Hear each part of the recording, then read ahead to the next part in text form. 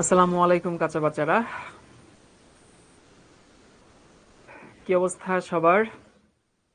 রাব্বি বলছে ফার্স্ট ক্লাসটা করতে পারি নাই ভাইয়া। আচ্ছা, ক্লাস লাইভে করতে পারোনি, কিন্তু পরে তো রেকর্ড দেখে করে নিতে পারতা। সমস্যা নেই, পরে রেকর্ড দেখে করে নিবা। হ্যাঁ, আমি আলহামদুলিল্লাহ ভালো আছি, আসলেই ভালো আছি। তোমাদের কি হালচাল বলো?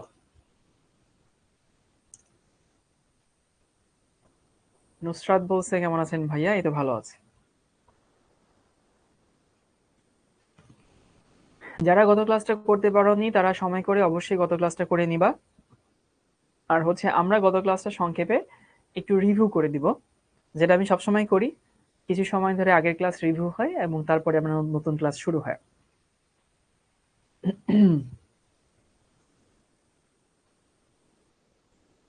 বড় একটা ইয়া পাইছি ভাই, একটু এটা একটু ধরেন তো। হিমেল শিকদার নামে একটা আহ, প্রশ্ন হচ্ছে, ভাইয়া দয়া করে আমার কমেন্টটা পড়বেন, আমাদেরকে শিখো থেকে কি দাগানো বই দেওয়া হবে? না, আসলে ভাইয়া বলে অনেক বেশি কন্টেন্ট থাকে, আমরা বুঝতে পারি না কতটুকু পড়বো কতটুকু বাদ দিব, তাই শিখো থেকে যদি আমাদের দাগানো বইয়ের পিডিএফ দেওয়া হইতো অনেক বেশি উপকৃত হইতাম। আচ্ছা ঠিক আছে, দাগানো বই তোমাদের এখন দরকার নেই, দাগানো বই পড়তে হয় অ্যাডমিশনের সময়। এখন তুমি বইটা পড়বা, সেই বই থেকে আমরা যেটা পড়াই তার জিস্ট অংশটুকু তুমি নিবা এবং তারপরে তুমি প্র্যাকটিস করবা।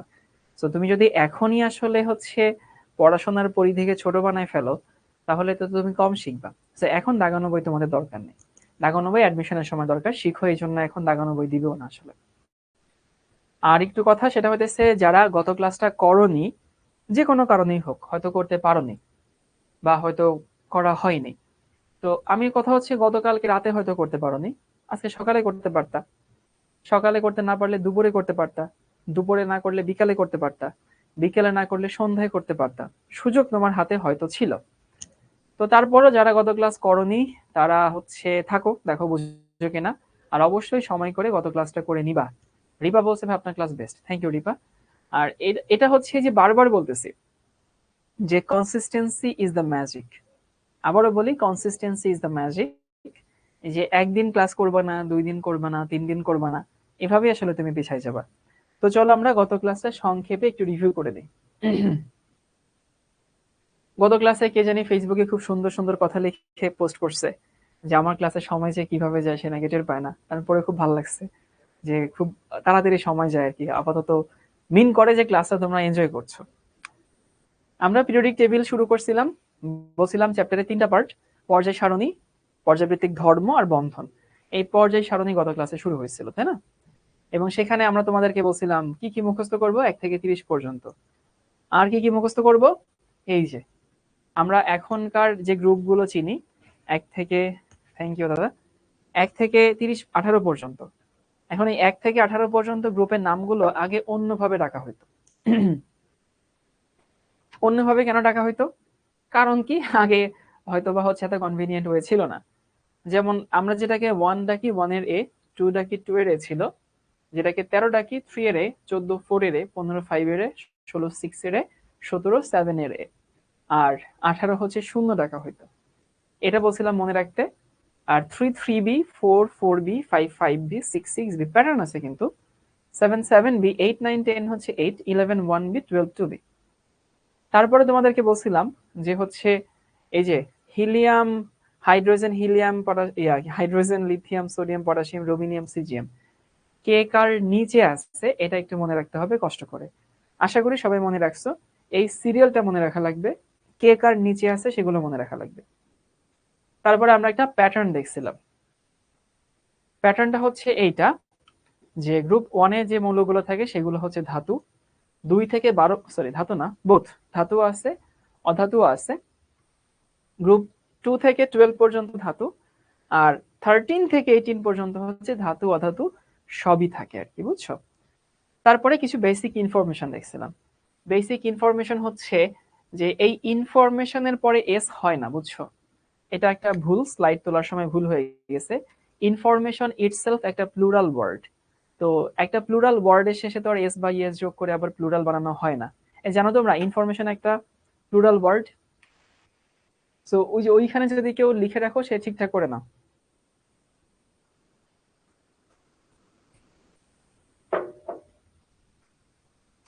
তো হচ্ছে সেখানে দেখছিলাম যে পর্যায় 7টা, গ্রুপ হচ্ছে 18টা। পর্যায় প্রথম পর্যায়ে 2টা মৌল আছে, দ্বিতীয় তৃতীয় পর্যায়ে 8টা মৌল আছে, চতুর্থ পঞ্চমে 18টা, ষষ্ঠ সপ্তমে 32টা মৌল আছে। তো সেই হিসাবে হচ্ছে আমাদের সব থেকে বড় পর্যায় দাঁড়ায় 6 এবং 7। আর কিছু গ্রুপের কিছু স্পেসিফিক নাম আছে, সেই নামটা হচ্ছে 1 কে ক্ষার, 2 কে মৃৎ ক্ষার, 11 কে মুদ্রধাতু, 15 কে নিক্টোজেন। নিক্টোজেন শব্দের অর্থ হচ্ছে শ্বাসরোধকারী। তারপর হচ্ছে 16 কে চালকোজেন বা চালকোজেন, 17 কে হ্যালোজেন, 18 কে নিষ্ক্রিয় গ্যাস বলা হয়, তাই না? বড় গ্রুপ হচ্ছে 3, বড় পর্যায় হচ্ছে 6 এবং 7। তারপরে বিভিন্ন ব্লক আছে, এই প্রতিটা ব্লক নিয়ে আমাদের বিস্তারিত পড়াশোনা এমনিতেই হবে। এস ব্লক মৌলের সংখ্যা 14টা। কোন 14টা? 1, 2 এবং হিলিয়াম, এই হচ্ছে আমাদের এস ব্লক মৌল। পি ব্লক মৌলের সংখ্যা 36টা, 13 থেকে 18 পর্যন্ত, হিলিয়াম বাদ, এই যে হিলিয়াম এখানে চলে আসছে যে। ডি ব্লক মৌল 41টা।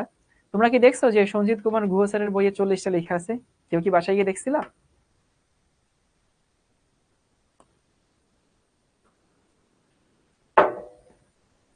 তো ডি ব্লক মৌলের সংখ্যা 41টা। কারা কারা? সেটা হইতেছে 3 থেকে 12 পর্যন্ত। এর সাথে ল্যান্থানাম, অ্যাক্টিনিয়াম, থোরিয়াম এগুলো হচ্ছে বাদ যাবে, অ্যাড হবে আর কি। এ ব্লক 27টা। এই প্রতিটা ব্লক নিয়ে আলাদা পড়াশোনা হবে। অনেকে হয়তো জিজ্ঞেস করতে পারো যে ভাইয়া এ ব্লক মূল্য পড়ালেন না, ডি ব্লক মূল্য পড়ালেন না। একটা ক্লাসই তো নিলাম, একটা ক্লাসে আর সবকিছু শেষ করলে হবে? হ্যাঁ, একদিনে তুমি তাল গাছের মাথায় উঠতে পারবা? এরপরে আমরা প্র্যাকটিস করছিলাম, practice practice practice, just practice. এই প্র্যাকটিস গুলোই আসলে গত ক্লাসে ছিল। সো গত ক্লাসে টেকনিক্যালি কি হয়েছে সবাই একটু মন দিয়ে শোনো। আমরা পর্যায় সারণী সম্পর্কে একটা ওভারঅল আইডিয়া নিচ্ছি, 1। 2 নাম্বার, এই আইডিয়াটার আসলে কোনো শেষ নাই, কারণ এখানে তুমি হচ্ছে যত শিখবা তত তথ্য বের হবে, যত পড়বা তত তথ্য বের হবে। তো এত তথ্য মনে না রাখা থেকে তুমি যদি প্র্যাকটিস করো তাহলে সেই তথ্যগুলো আরো বেশি মাথায় গেঁথে যাবে। ওটাই হচ্ছে আমরা চেষ্টা করছিলাম। আর আজকে আমরা হচ্ছে প্রতিটা ব্লক নিয়ে ওভারঅল আলোচনা করব, ওকে? আর তোমাদেরকে বলছিলাম বই না পড়তে, এই মনে আছে যে গতকালকে বলছিলাম হচ্ছে বই না পড়তে, শুধু খাতাটা দেখে আসবা। ধাতু এবং অধাতু কি একই জিনিস? না, ধাতু অধাতু কেন একই জিনিস হবে? একই জিনিস না আসলে।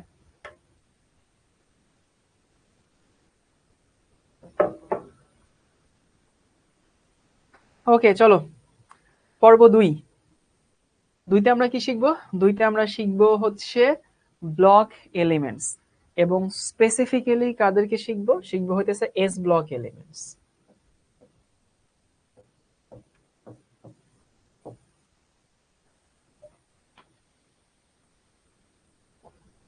সবাই খাতায় লিখে নাও এস ব্লক এলিমেন্টস। এখন এস ব্লক এলিমেন্টস হচ্ছে কারা কারা আছে দেখো। আমরা জানি হচ্ছে গ্রুপ 1, গ্রুপ 2 আর তার সাথে হিলিয়াম, তাই না? কয়টা? এস ব্লক মৌলের সংখ্যা হচ্ছে 14টা। আমরা এগুলো জানি যে হইতেছে এস ব্লক এলিমেন্টস কয়টা? 14টা। কারা কারা? গ্রুপ 1, গ্রুপ 2 এবং তার সাথে হচ্ছে হিলিয়াম, এগুলো হচ্ছে আমাদের এস ব্লক মৌল। ওকে, ভালো কথা। এবার তোমাদেরকে একটা কথা বলে দিই, তুমি যখন এই চ্যাপ্টার পড়বা তখন সঞ্জিত কুমার গুহ স্যারের বইটা পড়বা না। সঞ্জিত কুমার গুহ স্যারের বইতে অনেক বেশি তথ্য দেওয়া আছে। এত বেশি তথ্য একবারই নিতে গেলে দেখা যায় স্টুডেন্টরা হতাশ হয়ে যায়। তো সবাইকে বলবো যদি কেউ পড়ে হজম করতে পারো আমার কোনো সমস্যা নেই, কিন্তু ওই বইটা পড়তে গেলে একটু ঝামেলায় পড়ে যাবা। কেন ঝামেলায় পড়ে যাবা? কারণ ওই বইতে অনেক কিছু একবারই দেওয়া, মানে যে জিনিসটা তুমি হয়তো পঞ্চম ষষ্ঠ ক্লাসে পড়তা সেই জিনিসটা হচ্ছে প্রথম ক্লাসে দিয়ে দেওয়া আছে, এরকম দেওয়া আছে। তাতে করে স্টুডেন্টরা আসলে পড়তে গিয়ে একটু দ্বিধায় পড়ে যায়, কোনটুকু পড়বো কোনটুকু পড়বো না। তো কেউ প্রশ্ন করে না যে কোন বইটা ভালো, যে কোনো বই ভালো। সঞ্জিত কুমার গুহ স্যারের বই পড়তে পারলে ভালো, কোনো সমস্যা নেই, কিন্তু পড়তে গিয়ে দেখবা যে একটু প্যারা খাবা, একটু কঠিন লাগবে। এই জন্য বলতেছি অন্য যে কোনো বই, হাজারি স্যারের বই, লিঙ্কন স্যারের বই, বা হচ্ছে তুমি চাইলে শিক্ষক থেকে তোমাদের যে প্র্যাকটিস শিট গুলো দেয় সেগুলো করলেও হবে, সমস্যা নাই। ওকে, এবার একটু আসি যে এস ব্লক হচ্ছে কারা। গ্রুপ 1, গ্রুপ 2 এবং হিলিয়াম, এগুলো হচ্ছে আমাদের এস ব্লক মৌল। আচ্ছা, এদের ইলেকট্রন বিন্যাস যদি করি তুমি দেখবা যে এন যদি যোজনীয় স্তর হয়, মানে ধরো এনটা হচ্ছে আমার শেষ শক্তি স্তর, বা যোজনী স্তর, তাহলে এদের ইলেকট্রন বিন্যাস দেখবা শেষে গিয়ে তুমি পাবা হচ্ছে NS 1 থেকে 2, কখনো 1 হইতে পারে কখনো 2 হইতে পারে।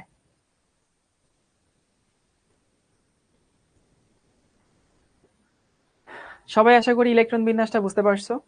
তুমি গ্রুপ 1 এর যে মৌলগুলো নিবা, গ্রুপ 1 এর মৌলগুলো সবার ক্ষেত্রেই তুমি পাবা হতেছে NS1, যেমন লিথিয়ামের জন্য হচ্ছে 1s1, তারপরে হচ্ছে হাইড্রোজেনের জন্য 1s1, তুমি যদি হচ্ছে লিথিয়াম নাও তাহলে 2s1, তুমি যদি সোডিয়াম নাও তাহলে শেষে 3s1, যদি যোজনী স্তর হয়, যোজনী স্তর মানে শেষ শক্তি স্তর। তুমি যদি হচ্ছে পটাশিয়াম নাও তাহলে সেখানে 4s1, তুমি যদি হচ্ছে রুবিনিয়াম নাও তাহলে 5s1, এরকম হবে। গ্রুপ 2 এর ক্ষেত্রে সব 2 তে আসবে, হিলিয়ামের ক্ষেত্রেও 2 তে আসবে। তাহলে কি বললাম ভাইয়া, এস ব্লক মৌলের সংখ্যা হচ্ছে 14টা, গ্রুপ 1, গ্রুপ 2 এবং তার সাথে হিলিয়াম অ্যাড হয়। আর এইটা হচ্ছে আমাদের NS1 থেকে 2 ওদের কমন ইলেকট্রন বিন্যাস। এখন আমরা প্রতিটা গ্রুপ সম্পর্কে আলাদা আলাদা করে পড়বো। সবাই লিখে না হতেছে গ্রুপ 1। গ্রুপ 1 এ কারা আছে? গ্রুপ 1 এ আছে হচ্ছে হাইড্রোজেন, তারপর আছে লিথিয়াম, সোডিয়াম, পটাশিয়াম, রুবিনিয়াম এবং সিজিয়াম। এই তো, শেষে ফ্রান্সিয়াম আছে, আমরা ফ্রান্সিয়াম হচ্ছে পড়বো না। সাইফ বলতেছে যে ভাইয়া 1 থেকে 2 কেন? সাইফ, গ্রুপ 1 এর জন্য 1 হয়, কিন্তু গ্রুপ 2 এর জন্য তো 2 হয়। এস ব্লক মৌল তো 1 এর গুলো এস ব্লক মৌল, 2 এর জন্য 2 এর গুলো এস ব্লক মৌল। তো এই জন্য হচ্ছে আমরা 1 থেকে 2 বলতেছি। আশা করি এটা সবাই বুঝতে পারছো। সো হাইড্রোজেন, লিথিয়াম, তারপরে হইতেছে কি বলে, sodium, potassium, rubidium, caesium, francium আছে, বাট ফ্রান্সিয়ামকে আমরা পড়বো না কারণ এটা তেজস্ক্রিয় মৌল। তেজস্ক্রিয় মৌলের ধর্ম তো আসলে আমাদের খুব একটা পড়া লাগে না। ওকে, ভালো কথা। এখন এদের কিছু বৈশিষ্ট্য আমরা পড়বো, কমন বৈশিষ্ট্য যেগুলো আসলে থাকে। আর যখন আমরা এস ব্লক মৌলের বৈশিষ্ট্য পড়বো তখন মেইনলি আসলে বলা হয় এই কয়েকটাকে। কারণ হাইড্রোজেনকে ঠিক এস ব্লক মৌল অনেকে বলে অনেকে বলে না। তোমরা মনে আছে বাচ্চাকালে একটা টপিক পড়তা যে হাইড্রোজেনকে এস ব্লক মৌলে রাখার পক্ষে যুক্তি, হাইড্রোজেনকে গ্রুপ 1 এ না রাখার যুক্তি, মনে আছে? এই এটা পড়ছো না? যে অনেকে চায় হাইড্রোজেনকে গ্রুপ 1 এ না রাখতে, তারা চায় হাইড্রোজেনকে হ্যালোজেনের সাথে রাখতে। এটা 19 এর তোমাদের ছিল। সো হাইড্রোজেন একটা কন্ট্রোভার্সিয়াল মৌল, যে এটাকে কেউ গ্রুপ 1 এ রাখতে চায় আবার কেউ গ্রুপ 1 এ রাখতে চায় না। তো তুমি যখন আসলে, যেমন ধরো কোন একটা বংশ সম্পর্কে আইডিয়া নিবা যে এই বংশের ছেলেরা এরকম হয়, তো ওই বংশের ধরো 100 ছেলে আছে, সেই 100 ছেলের মধ্যে 2-1টা ধরো অন্য রকমের থাকতেই পারে, এগুলো থাকে, সবখানেই থাকে। তো ওই 2-1টাকে ধরে নিশ্চয়ই তুমি সেই বংশের বৈশিষ্ট্য বলবা না, তুমি কি বলবা, ম্যাক্সিমাম বংশে যারা থাকে ওদের বৈশিষ্ট্য নিয়ে তো কথা বলবা। ঠিক সেরকম হাইড্রোজেন না ঠিক এস ব্লক সুলভ মৌল না। হাইড্রোজেন আর হিলিয়াম এরা হইতেছে যে দুষ্টু কোকিল, কে জানি বলছে। এই জন্য আমরা যখন এস ব্লক মৌলের কমন বৈশিষ্ট্য নিয়ে আলোচনা করব তখন হাইড্রোজেনকে মনে মনে বাদ দিবা, হিলিয়ামকে মনে মনে বাদ দিবা। আচ্ছা, যদি হাইড্রোজেন হিলিয়ামকে বাদ দেই তাহলে এস ব্লক মৌলের সবাই কি থাকে? ধাতু থাকে না? দেখো, এটা তো বুঝতে পারি, সবাই মেটাল, সবাই ধাতু। আবার বলতেছে হাইড্রোজেনকে সাথে নিও না, হাইড্রোজেনকে তুমি আমলে নিও না, সবাই ধাতু। এবার আমাকে কি বলতে পারবা যে হইতেছে এরা কি শক্ত ধাতু নাকি এরা নরম ধাতু? কি মনে হয় তোমার, যে এরা কি শক্ত নাকি এরা নরম? হয়তো বা ছোটবেলায় পড়ে আসছো যে এরা নরম ধাতু, তাই না? আমি জানি না পড়ে আসছো কিনা, বাট এরা কিন্তু নরম ধাতু, সবাই ধাতু কিন্তু হচ্ছে নরম। হয়তো এটাও পড়ছো যে এদেরকে ছুরি দিয়ে কাটা যায়, এটা হয়তো পড়ার কথা। আমার প্রশ্ন হচ্ছে যে এরা কেন নরম ধাতু, সেইগুলো নিয়ে আলোচনা করা হবে। দেখো, একটা ধাতু শক্ত নাকি নরম সেইটা ডিপেন্ড করে ওদের ধাতব বন্ধনের উপরে। এটাকে ইংলিশে বলে মেটালিক বন্ড। যার ধাতব বন্ধন শক্তিশালী, যার ধাতব বন্ধন শক্তপোক্ত, ওইটা হচ্ছে আমাদের হচ্ছে শক্ত ধাতু হয়। যার ধাতব বন্ধন দুর্বল সেটা নরম ধাতু হয়। এখন ধাতব বন্ধনে কি ঘটনা ঘটে তোমাদেরকে একটু দেখাই দিই। ধরো এই একটা ধাতু, মানে পরমাণু, এই যে ধরো আরেকটা পরমাণু, এই যে ধরো আরেকটা পরমাণু, হ্যাঁ এটা হইল না, তারপরে হচ্ছে এটা ধরো আরেকটা পরমাণু আছে, এই যে আরেকটা পরমাণু, এই যে আরেকটা পরমাণু আছে।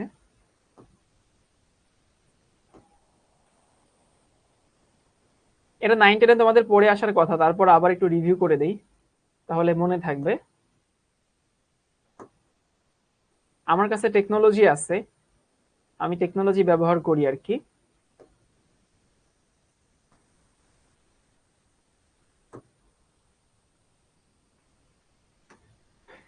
এই যে ধরো অনেকগুলো পরমাণু আছে, তো এই পরমাণুগুলোর প্রতিটা পরমাণু থেকে ইলেকট্রন বের হয়। এখন প্রতিটা পরমাণু থেকে যদি ইলেকট্রন বের হয়, প্রতিটা পরমাণু কোন চার্জ যুক্ত হবে? পজিটিভ চার্জ যুক্ত হবে, তাই না? এখন ইলেকট্রন বের হয়ে কই চলে যাবে? চলে যাবে, ইলেকট্রন বের হয়ে চলে যায় না, ইলেকট্রন বের হয়ে এই যে পারমাণবিক শ্বাসে থাকে। পারমাণবিক শ্বাস মানে পারমাণবিক ফাঁকা জায়গা, দুইটা পরমাণুর মাঝখানে যে ফাঁকা জায়গা থাকে এটাকে বলা হয় পারমাণবিক শ্বাস। এই যে এগুলো সব হচ্ছে পারমাণবিক শ্বাস, পারমাণবিক শ্বাস, পারমাণবিক শ্বাস। আমি তোমাদেরকে আসলে কি নিয়ে কথা বলতেছি একটু বুঝাই দিই। কথা হইতেছে এস ব্লক মৌলে সবাই নরম ধাতু। এখন সবাই নরম ধাতু, কেন নরম ধাতু আমি সেটা নিয়ে কথা বলবো। নরম ধাতু কারণ হচ্ছে এদের ধাতব বন্ধন দুর্বল।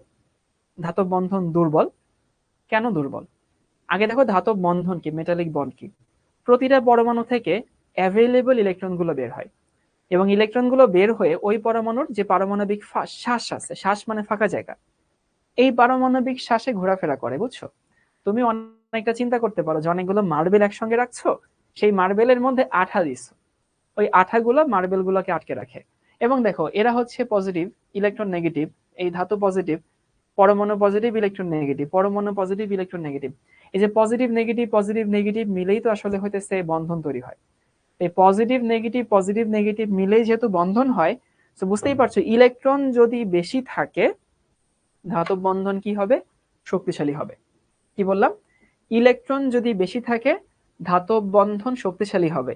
এখন গ্রুপ 1 এর সবার শেষে ইলেকট্রন আছে কয়টা ভাই? একটা না? এই একটা কি মিনিমাম নাম্বার? তাহলে আমাকে বলো তো ভাই, গ্রুপ 1 এর মৌলগুলোর ধাতব বন্ধন কি স্ট্রং হবে নাকি উইক হবে? আঠার পরিমাণ যদি কম হয় তাহলে ধাতব বন্ধন কি হবে?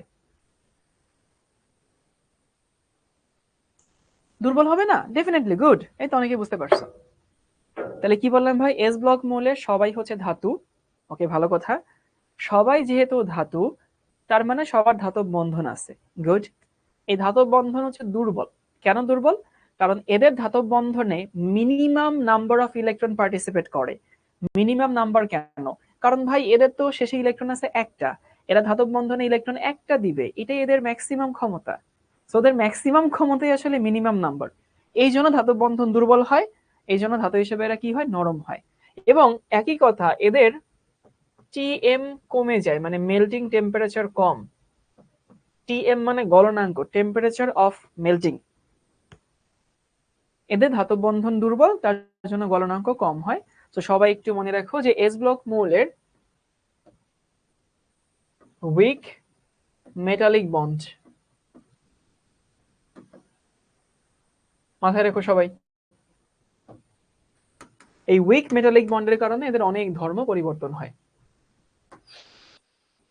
আব্দুল্লাহ ভাইয়া, আচ্ছা আব্দুল্লাহ নামে একজন, ও অনেকক্ষণ ধরে স্প্যামিং করে যাচ্ছে। এই চ্যাপ্টারের কি একটা ক্লাস হয়ে গেছে? হ্যাঁ, একটা ক্লাস হয়ে গেছে, আর আজকে সেকেন্ড ক্লাস চলে। এখন তুমি গত 10 মিনিট ধরে স্প্যামিং করতেছো, সো এটা আসলে তোমার কি কোনো উপকার হচ্ছে? হচ্ছে না তো। মাজিদুল ইসলাম নামে আরেকজন স্প্যামিং করছে যে কোন স্লাইড গুলো হয়ে গেছে। ভাই এমনিতে দেরি করে আসছো, তারপর যদি তুমি হচ্ছে এখন এভাবে স্প্যামিং করো তাহলে তুমি কেমনে পড়াশোনা করবা? তোমার তো নিজের নিজের ক্ষতি করছো, তাই না? আর এমন তো না যে হইতেছে তুমি হচ্ছে এখানে আহ আহ, ভাইয়ার অ্যাটেনশন সিক করে তোমার অনেক কিছু অর্জন হয়ে যাচ্ছে, এমন কিন্তু না।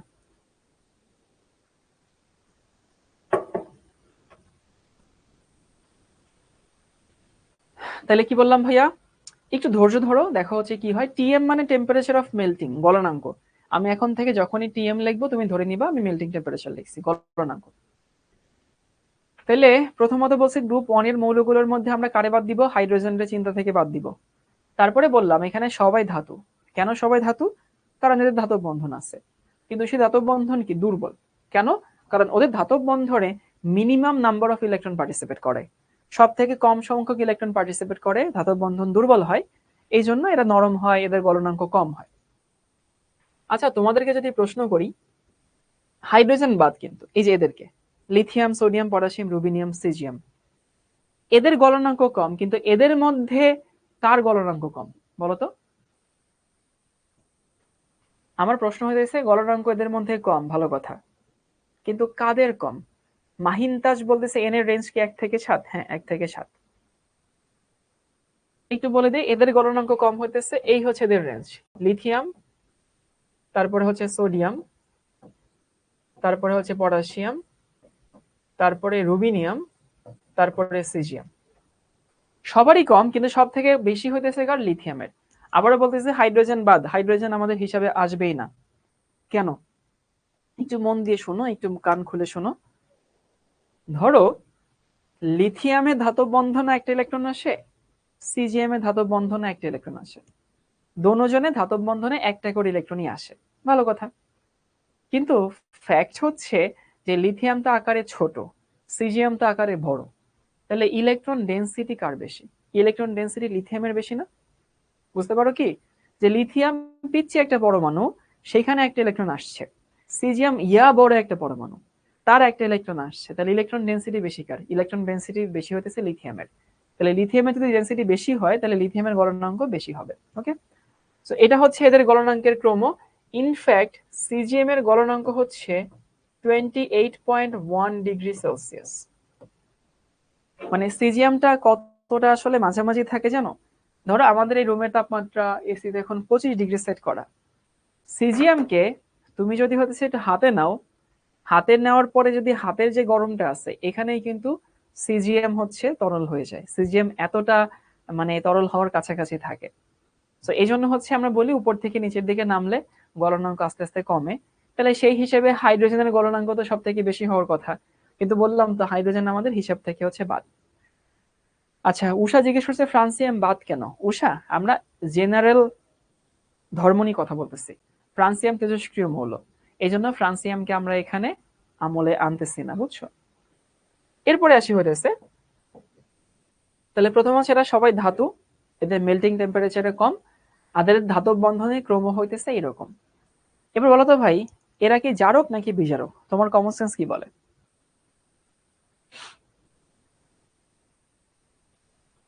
এরা জারক নাকি বিজারক? এরা হচ্ছে সবাই বিজারক। কেন সবাই বিজারক? কারণ এরা সবাই ইলেকট্রন দান করে। তোমাদেরকে একটা স্লোগান মনে রাখতে বলছিলাম, জারণ, ছাড়ন, বারণ, বিজারক। এরা সবাই কি করে? ইলেকট্রন দান করে, সবাই হচ্ছে বিজারক। এখন ইলেকট্রন সহজে কে দান করবে? মানে এরা খুবই সক্রিয় ধাতু, তাই না? এটা নিয়ে আমাদের কোনো সন্দেহ নাই, সক্রিয় ধাতু। এখন আমাকে বলো তো ভাই, এইখানে যে ধাতুগুলো আছে তার মধ্যে কে সব থেকে বেশি সক্রিয়? আমার কোয়েশ্চেন হচ্ছে যে সবাই সক্রিয় ধাতু মেনে নিলাম, কিন্তু সব থেকে সক্রিয় ধাতু কোনটা? তোমাদের কমন সেন্স কি বলে? নিজেকে প্রশ্ন করো। কেউ বলতেছো সোডিয়াম, কেউ বলতেছো পটাশিয়াম। আরে ভাই, সোডিয়াম পটাশিয়াম তো হবে না, হয় নিচেরটা হবে, না হয় উপরেরটা হবে, এটা তো খুব সহজ জিনিস, তাই না? এদের সক্রিয়তার ক্রম হইতেছে সিজিয়াম সব থেকে বেশি সক্রিয়, তারপরে হচ্ছে রুবিনিয়াম, তারপরে হচ্ছে পটাশিয়াম, তারপরে হচ্ছে সোডিয়াম, তারপরে হচ্ছে লিথিয়াম। কেন ভাইয়া? কারণ এরা সবাই ইলেকট্রন দান করে ভাই। কিন্তু দেখো, সিজিয়াম যদি আকারে বড় হয়, আকারে বড় মানে কি? ইলেকট্রন দান করা সহজ, কারণ সে শেষ শক্তির স্তর থেকে নিউক্লিয়াস বেশি ভিতরে আছে, বেশি দূরে আছে, সহজ ইলেকট্রন ডোনেট করে। তাহলে এতক্ষণ ধরে প্যাক প্যাক করে আমি কি বললাম? অনেক কথা বলছি, শিক্ষণ ফল হচ্ছে অল্প একটুকু। কি কি? একটা হইতেছে এরা সবাই ধাতু, গ্রুপ 1 এর মৌলগুলা কিরকম ধাতু? নরম ধাতু, কারণ এদের ধাতব বন্ধন দুর্বল, উইক মেটালিক বন্ড। কেন উইক মেটালিক বন্ড? কারণ এদের মেটালিক বন্ডে কম সংখ্যক ইলেকট্রন পার্টিসিপেট করে। গলনাঙ্ক কম, কিন্তু ওর মধ্যে আবার সব থেকে কম সিজিয়াম। উপর থেকে নিচের দিকে গেলে গলনাঙ্ক আস্তে আস্তে কমতে থাকে। এটা মুখস্থ করার দরকার নেই, প্রত্যেকটা গলনাঙ্ক মুখস্থ করলে মাথায় হ্যাং হয়ে যাবে, কিছুদিন পরে মাথায় নিজের নামও ভুলে যাবে আর কি। এরপরে হচ্ছে এরা সবাই বিজারক, কারণ সবাই ইলেকট্রন দান করে। এরা সক্রিয় ধাতু, ডেফিনেটলি সক্রিয় ধাতু হবে।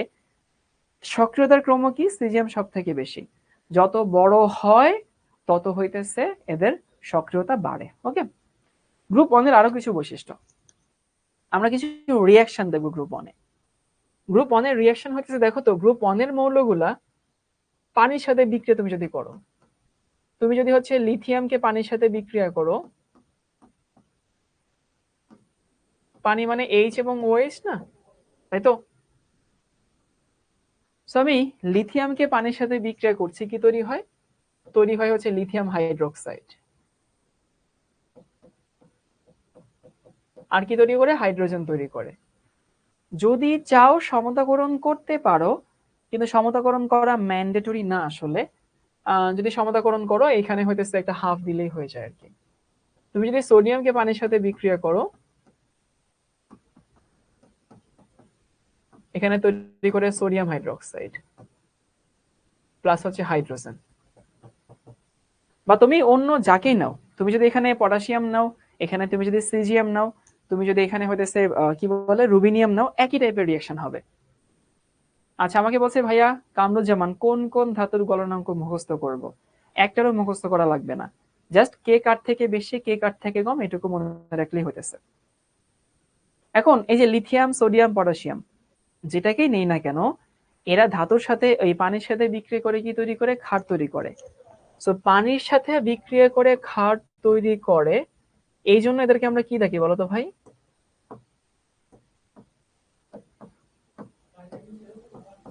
পানির সাথে বিক্রিয়ায়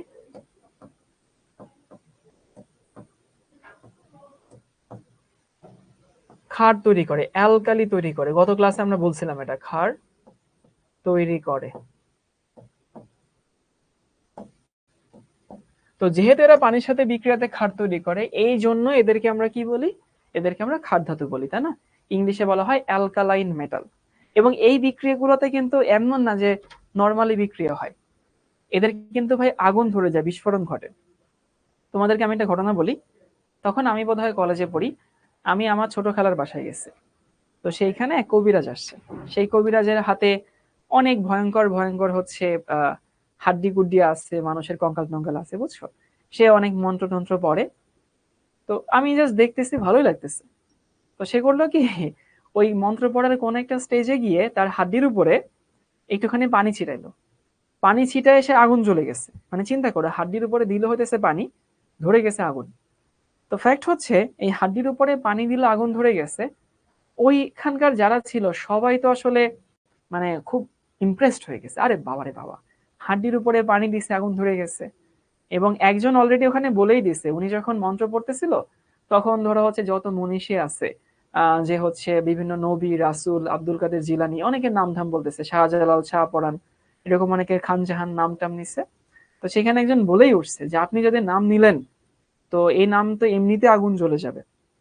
তো আসলে উনি উনি কি মন্ত্রফন্ত্র জানে সেটা আমি জানি না, কিন্তু ফ্যাক্ট হচ্ছে উনি যেটা করছিল, ওই হাড্ডির গায়ে সম্ভবত একটু সোডিয়াম লাগানো ছিল, বুঝছো? সোডিয়ামটা দেখতে আসলে অনেকটা হচ্ছে ডালডার মতো, যদি কেউ দেখে থাকো, আমি সরাসরি দেখছি, অনেকটা ডালডার মতো দেখায়। তো ওই হাড্ডির উপরে যখন সোডিয়াম থাকে, তার উপরে তুমি যখন পানি দিবা, এই যে এই রিয়াকশনটা হয় আসলে। আর সমতাকরণ করতে হাফ কেন দিছি? এই যে হাইড্রোজেন একটা না, এখানে দুইটা হয়ে গেছিল। ওএইচ তো লিথিয়ামের সাথে চলে গেছে, দেখো এখানকার ওএইচ লিথিয়ামের সাথে গেছে, এখানকার ওএইচ সোডিয়ামের সাথে গেছে। হাইড্রোজেন থাকে, ওটা মেলানোর জন্য হাফ দিছে। তো যাই হোক, তো যখনই সে ওখানে পানি দিচ্ছে তখনই এই রিয়াকশনটা হয়েছে, এবং সেখানে হচ্ছে আগুন ধরে গেছে। এই হচ্ছে কাহিনী ছিল।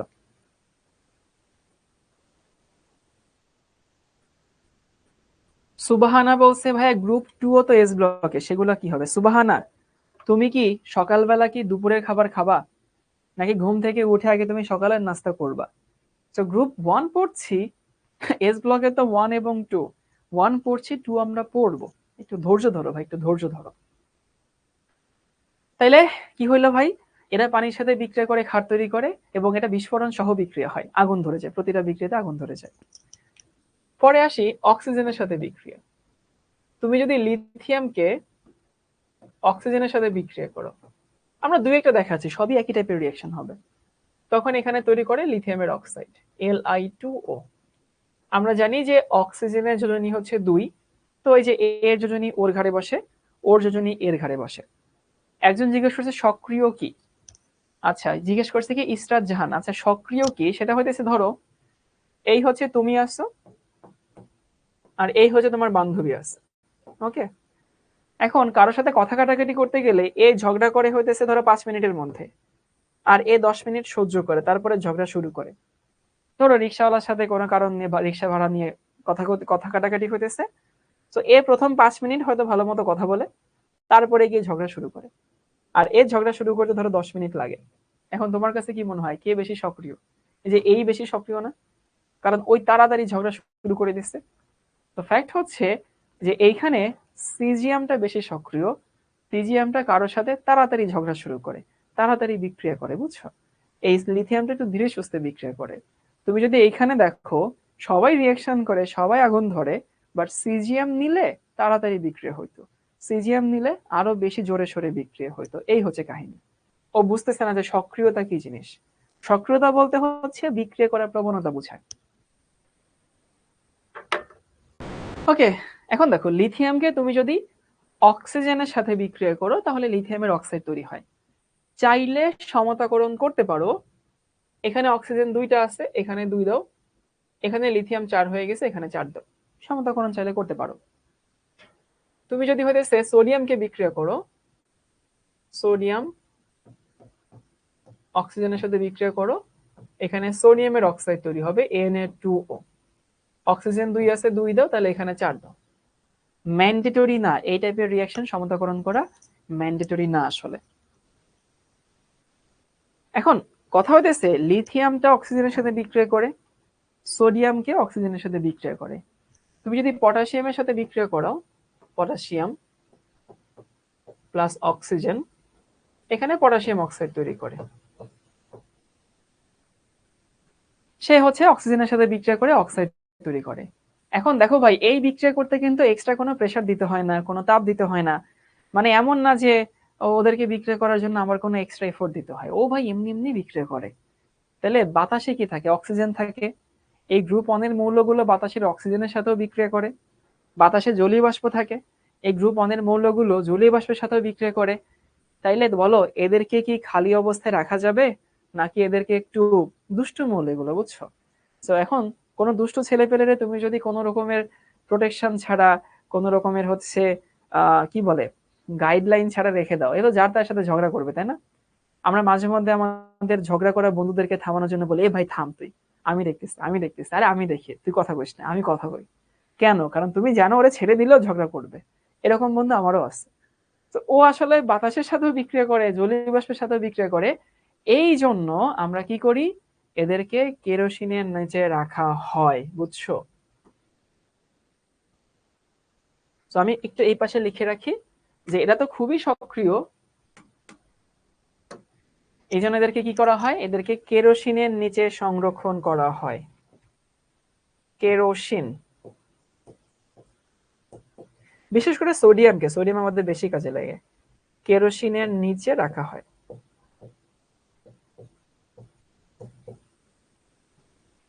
অনেকে বলতে পারো ভাই কেরোসিন ছাড়া কি আরো কিছুর নিচে রাখা হয় না?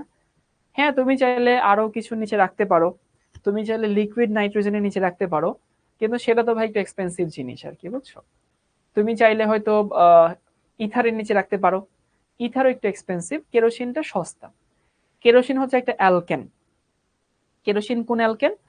C5 থেকে C11 পর্যন্ত একটা মিশ্রণ আর কি, মানে পেন্টেন থেকে উনোডেকেন, এদের মিশ্রণকে আমরা কি বলি, কেরোসিন।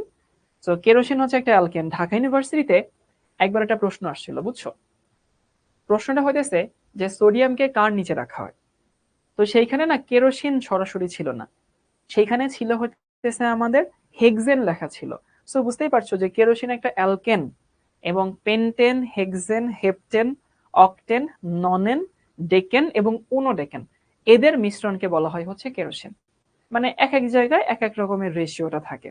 সবাইকে এই পর্যন্ত বুঝতে পারছি যে কেন কেরোসিনের নিচে রাখা হয়। এখানে আরো কিছু কাহিনী আছে। কাহিনী হইতেছে সোডিয়ামকে তুমি যদি অক্সিজেনের সাথে বিক্রিয়া করো, নর্মাল বিক্রিয়া করতে কিন্তু হিট লাগে না, কিন্তু তুমি যদি এখানে হালকা একটু হিট দাও তখন না সোডিয়াম পার অক্সাইড তৈরি করে Na2O2। এই হিটের মানটা মনে রাখা লাগবে না, শুধু মনে রাখো হিট দিলে পার অক্সাইড তৈরি হয়। পটাশিয়ামকে তুমি যদি অক্সিজেনের সাথে বিক্রিয়া করো, সেইখানে যদি হিট দাও, পটাশিয়াম পার অক্সাইডও তৈরি হয়, পটাশিয়াম সুপার অক্সাইডও তৈরি হয়। লিথিয়াম পার অক্সাইড সুপার অক্সাইড তৈরি করে না। ভাইয়া পড়াশোনা যতই কঠিন হোক না কেন, পরিশ্রমের দ্বারা সেটাকে পানির মতো সহজ বানানো সম্ভব না? হ্যাঁ, সহজ বানানো সম্ভব, কিন্তু এতবার স্প্যামিং করলে তুমি পড়াশোনা কখন করবা? কেরোসিনে কিভাবে রাখা হয়? কেরোসিনের নিচে সোডিয়ামের টুকরা রাখা হয়, কেরোসিনের মধ্যে তোমরা ভিজায় রাখো না, ভিজায় রাখা হয় আর কি। তাইলে আমরা কি শিখলাম? আমরা শিখলাম হইতেছে এইটা, গ্রুপ 1 এর মৌল lithium sodium potassium rubidium caesium, এটা হচ্ছে এদের কমন ইলেকট্রন কনফিগারেশন, শেষে NS1 থাকবে। এরা সবাই ধাতু। কি ধাতু? নরম ধাতু। কেন নরম ধাতু? কারণ এদের মেটালিক বন্ড খুবই দুর্বল, আর এদের গলনাঙ্ক সেই কারণে কম হয়। গলনাঙ্ক কম হয় মানে হইতেছে তুমি যত বেশি নিচের দিকে নামবা গলনাঙ্ক আরো বেশি কমতে থাকে। এরা সবাই হচ্ছে বিজারক, এরা সবাই সক্রিয় ধাতু। সক্রিয়তার ক্রম হইতেছে উপর থেকে নিচের দিকে গেলে আস্তে আস্তে বাড়তে থাকে। এরপরে বললাম যে এরা পানির সাথে বিক্রিয়া করে ক্ষার তৈরি করে, এরা অক্সিজেনের সাথে বিক্রিয়া করে নর্মাল অক্সাইড তৈরি করে। সোডিয়াম পটাশিয়ামকে তুমি যদি হচ্ছে হিট দাও, তাহলে সেখানে নর্মাল অক্সাইড না, সেখানে পার অক্সাইড সুপার অক্সাইড তৈরি করে। একজন জিজ্ঞেস করছে কেরোসিন কি অ্যালকেন শ্রেণীর? হ্যাঁ, কেরোসিন অ্যালকেন শ্রেণীর। উষা বলছে NaO2 হয় না। না, NaO2 বলে কোনো কিছু হয় না। ভাই দেন, সমস্যা নেই, আপনার যেটা ভাল লাগে সেটা করেন, কোনো প্যারা নেই। দেন দেন, আপনার ভাই, এখানে আপনিই বস, আপনি যেটা বলবেন সেটা হবে আর কি। ওকে, একজন জিজ্ঞেস করছে 4K কেন? বাবা সমতাকরণ করছি, সমতাকরণ। এখানে 4টা পটাশিয়াম না, সেই জন্য 4টা পটাশিয়াম। তোমাদেরকে একটা মজার ঘটনা শেয়ার করি, সেটা হচ্ছে শিখতে যত টিচার আছে বুঝছো, এখানে আমি সব থেকে সিনিয়র না, আমার থেকে অনেক আমার টিচারও শিখতে আছেন। এনামুল ভাই আমার টিচার, ইকবাল ভাই আমার টিচার, জিমি ভাই আমার টিচার, তারপরে হচ্ছে সৌরভ ভাই আমার টিচার। তো আমার থেকে অনেক সিনিয়র টিচার আছে, বাট অনলাইনে সব থেকে বেশি এক্সপিরিয়েন্স আমার। মানে অনলাইনে আমি যত ক্লাস নেই বা নিচ্ছি, শিখতে কোনো টিচার, শিখতে না, বাংলাদেশে হয়তো কোনো টিচারই অনলাইনে এত ক্লাস নেয়নি। অনলাইনের কথা বলতেছে। তো আমি তোমাদের কমেন্ট গুলো খুব ভালো ইগনোর করতে পারি বুঝছো। তুমি ধরো স্প্যামিং করেই যাচ্ছ করেই যাচ্ছ করেই যাচ্ছ, আমি খুব ভালো ইগনোর করতে পারি। মানে আমি তোমার কমেন্ট দেখবো না আর কি, আমি আমার মতো পড়াই যাবো, সেটা আমি পারি। এবং সেটা করতে হয়, কারণ তোমরা অনেকে এত পরিমাণ আননেসেসারি কমেন্ট করো, দেখা যায় যে ওর মধ্যে যদি কোনো নেসেসারি কমেন্টও থাকে ওটা ইগনোর করতে হয়, কারণ ধরেই নিতে হয় কমেন্টের দিকে তাকাইলে আমি ক্লাস নিতে পারবো না, এটা কিন্তু হয়। তো মাঝে মধ্যে চিন্তা করি যে আমি না হয় ইগনোর করতে পারি, বাট নতুন একজন ভাইয়া যদি আসে যে কমেন্ট ইগনোর করতে পারে না, তোমাদের এই আজে বাজে কমেন্ট, সে ক্লাস কেমনে নেয়? আমি এটা চিন্তা করি মাঝে মধ্যে। যে ধরো অনেকে জিজ্ঞেস করতেছে এটা বুঝলাম না, ওটা বুঝলাম না, কমেন্ট করেই যেতেছে করেই যেতেছে, স্প্যামিং করেই যেতেছে। আমার কথা হচ্ছে ওর যদি হাতে সয় Ctrl+C Ctrl+V, আমার চোখেও সয়। মানে এটা হচ্ছে আমার আমার হচ্ছে কি বলে সাইকোলজি, যে তোমার যদি হাতে সয় আমার চোখেও সবে। তুমি যদি স্প্যামিং করতে থাকো, Ctrl+C Ctrl+V চাপতেও থাকো, আমি দেখো না দেখার ভান করতে পারি। তো এটা শুধু শুধু করো না। কেন করো না?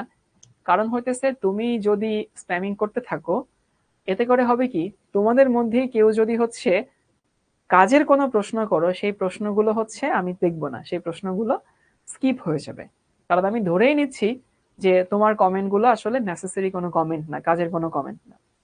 আর এখানে 1400 মানুষ লাইভে আছে, তো 1400 মানুষ লাইভে যেহেতু আছে, তো ভালো কথা, সবার কমেন্ট আসলে পড়ার সুযোগ হবে না।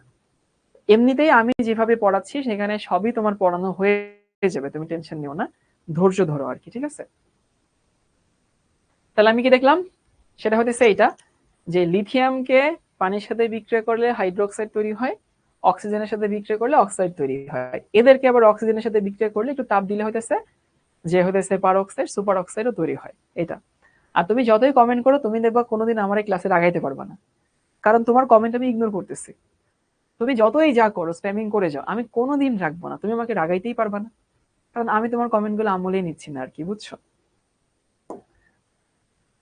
ওকে, এরপরে আসে এখানে, সেটা হচ্ছে গ্রুপ 1 এর মৌলগুলোর আরো কিছু রিঅ্যাকশন। কি রিঅ্যাকশন জানো?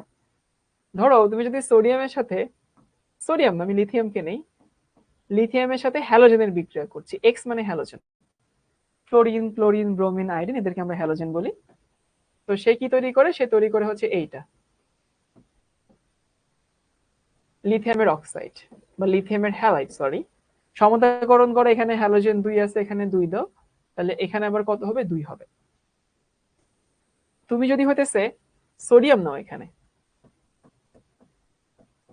এর সাথে তুমি হ্যালোজেনের বিক্রিয়া করছো, এ কি তৈরি করবে? এ তৈরি করবে সোডিয়ামের হ্যালাইড, Na(X), এখানে হচ্ছে 2।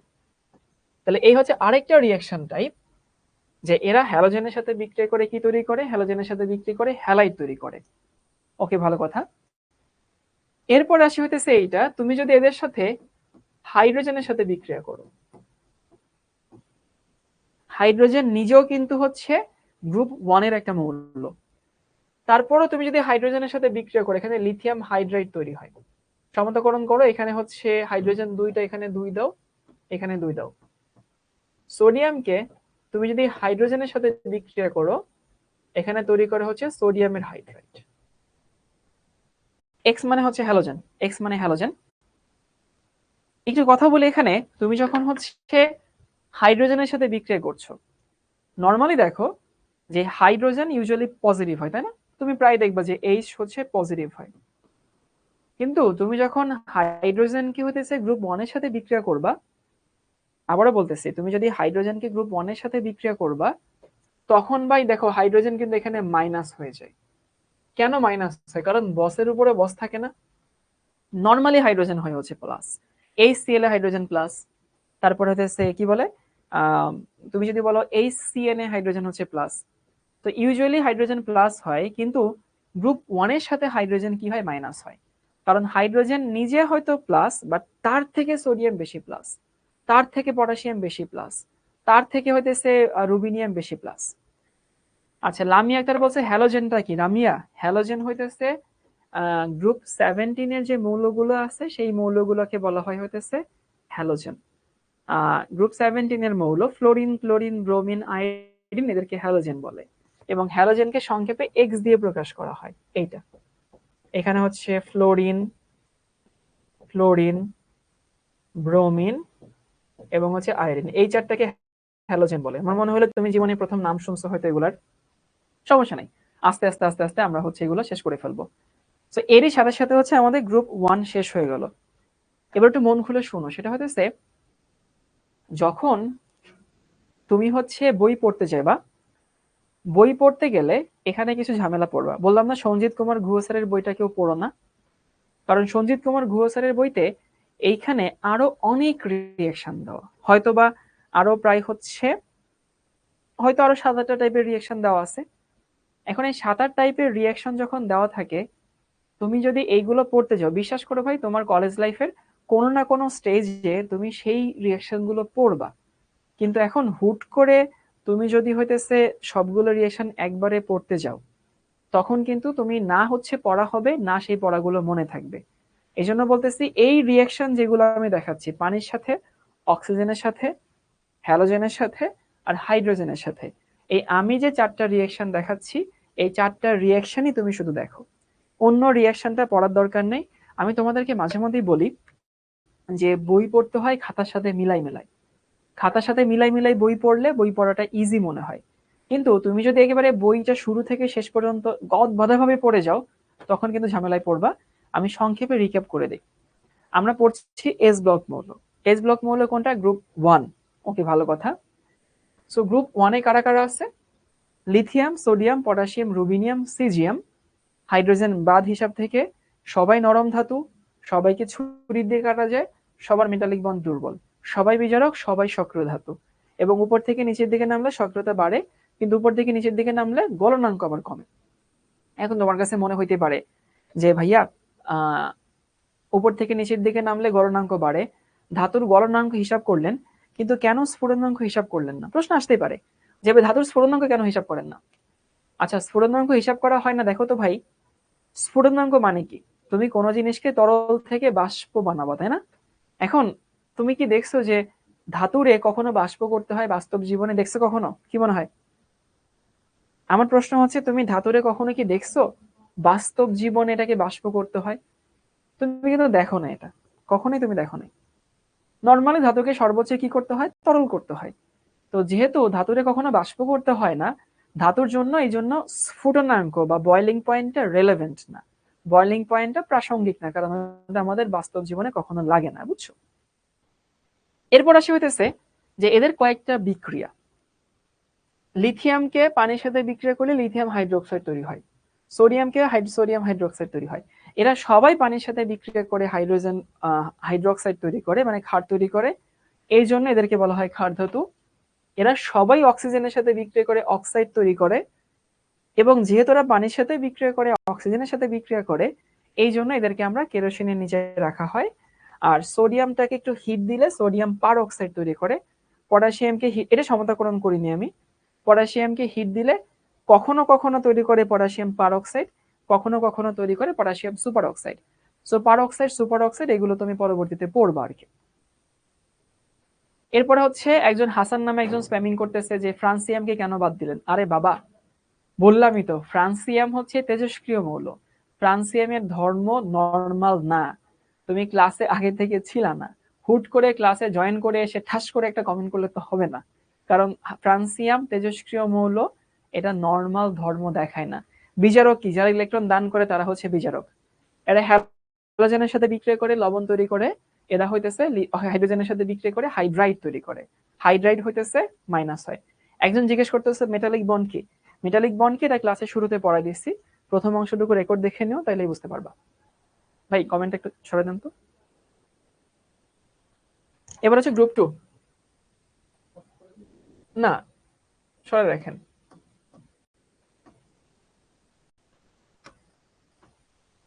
ওই যে তখন কেউ জন জিজ্ঞেস করছিলা যে ভাইয়া গ্রুপ 1 পড়াবেন, গ্রুপ 2 পড়াবেন না কেন? এই যে গ্রুপ 2 তে আমরা চলে আসছি। গ্রুপ 2 তে কারা আছে? গ্রুপ 2 তে আছে হচ্ছে এরা, যে বেরিলিয়াম, ম্যাগনেসিয়াম, ক্যালসিয়াম, স্ট্রনসিয়াম আর হচ্ছে বেরিয়াম, তাই না? এবং এদের ইলেকট্রন বিন্যাস মনে আছে? শেষে হচ্ছে NS2।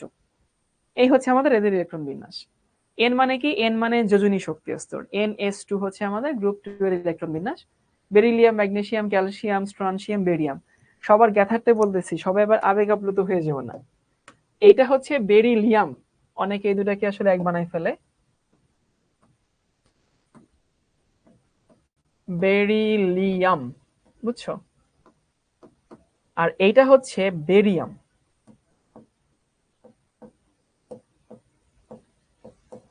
এই খবরদার খবরদার, দুটো কিন্তু এক জিনিস না। একটা বেরিলিয়াম, একটা হচ্ছে বেরিয়াম। এই দুটাকে সবাই এক মনে করে, একটা হচ্ছে বিই, একটা হচ্ছে বিএ। এখন ভাই ইয়া দেন, এরা হচ্ছে ধাতু। তো আমার প্রশ্ন হতেছে ভাইয়া, তোমার কাছে কি মনে হয় কাদের মেটালিক বন্ড হচ্ছে স্ট্রং, এদের নাকি হচ্ছে গ্রুপ 1 এর? প্রশ্ন হতেছে যে মেটালিক বন্ড হচ্ছে, আচ্ছা হিমেল শিকদার বলছে প্রতিনিধিত্বকারী মৌলগুলো কোন ব্লকের বলতে কি বোঝায়?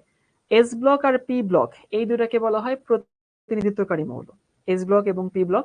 কারণ এদের রেজাল্ট, এদের ধর্মগুলো মোটামুটি হচ্ছে আমরা রিপ্রেজেন্ট করি এস ব্লক পি ব্লক। এগুলো তুমি একটু ইয়া করলে সার্চ দিলেই হবে, গুগল সার্চ দিলে হবে। এরাও সবাই ধাতু, এরা সবাই ধাতু ডেফিনেটলি।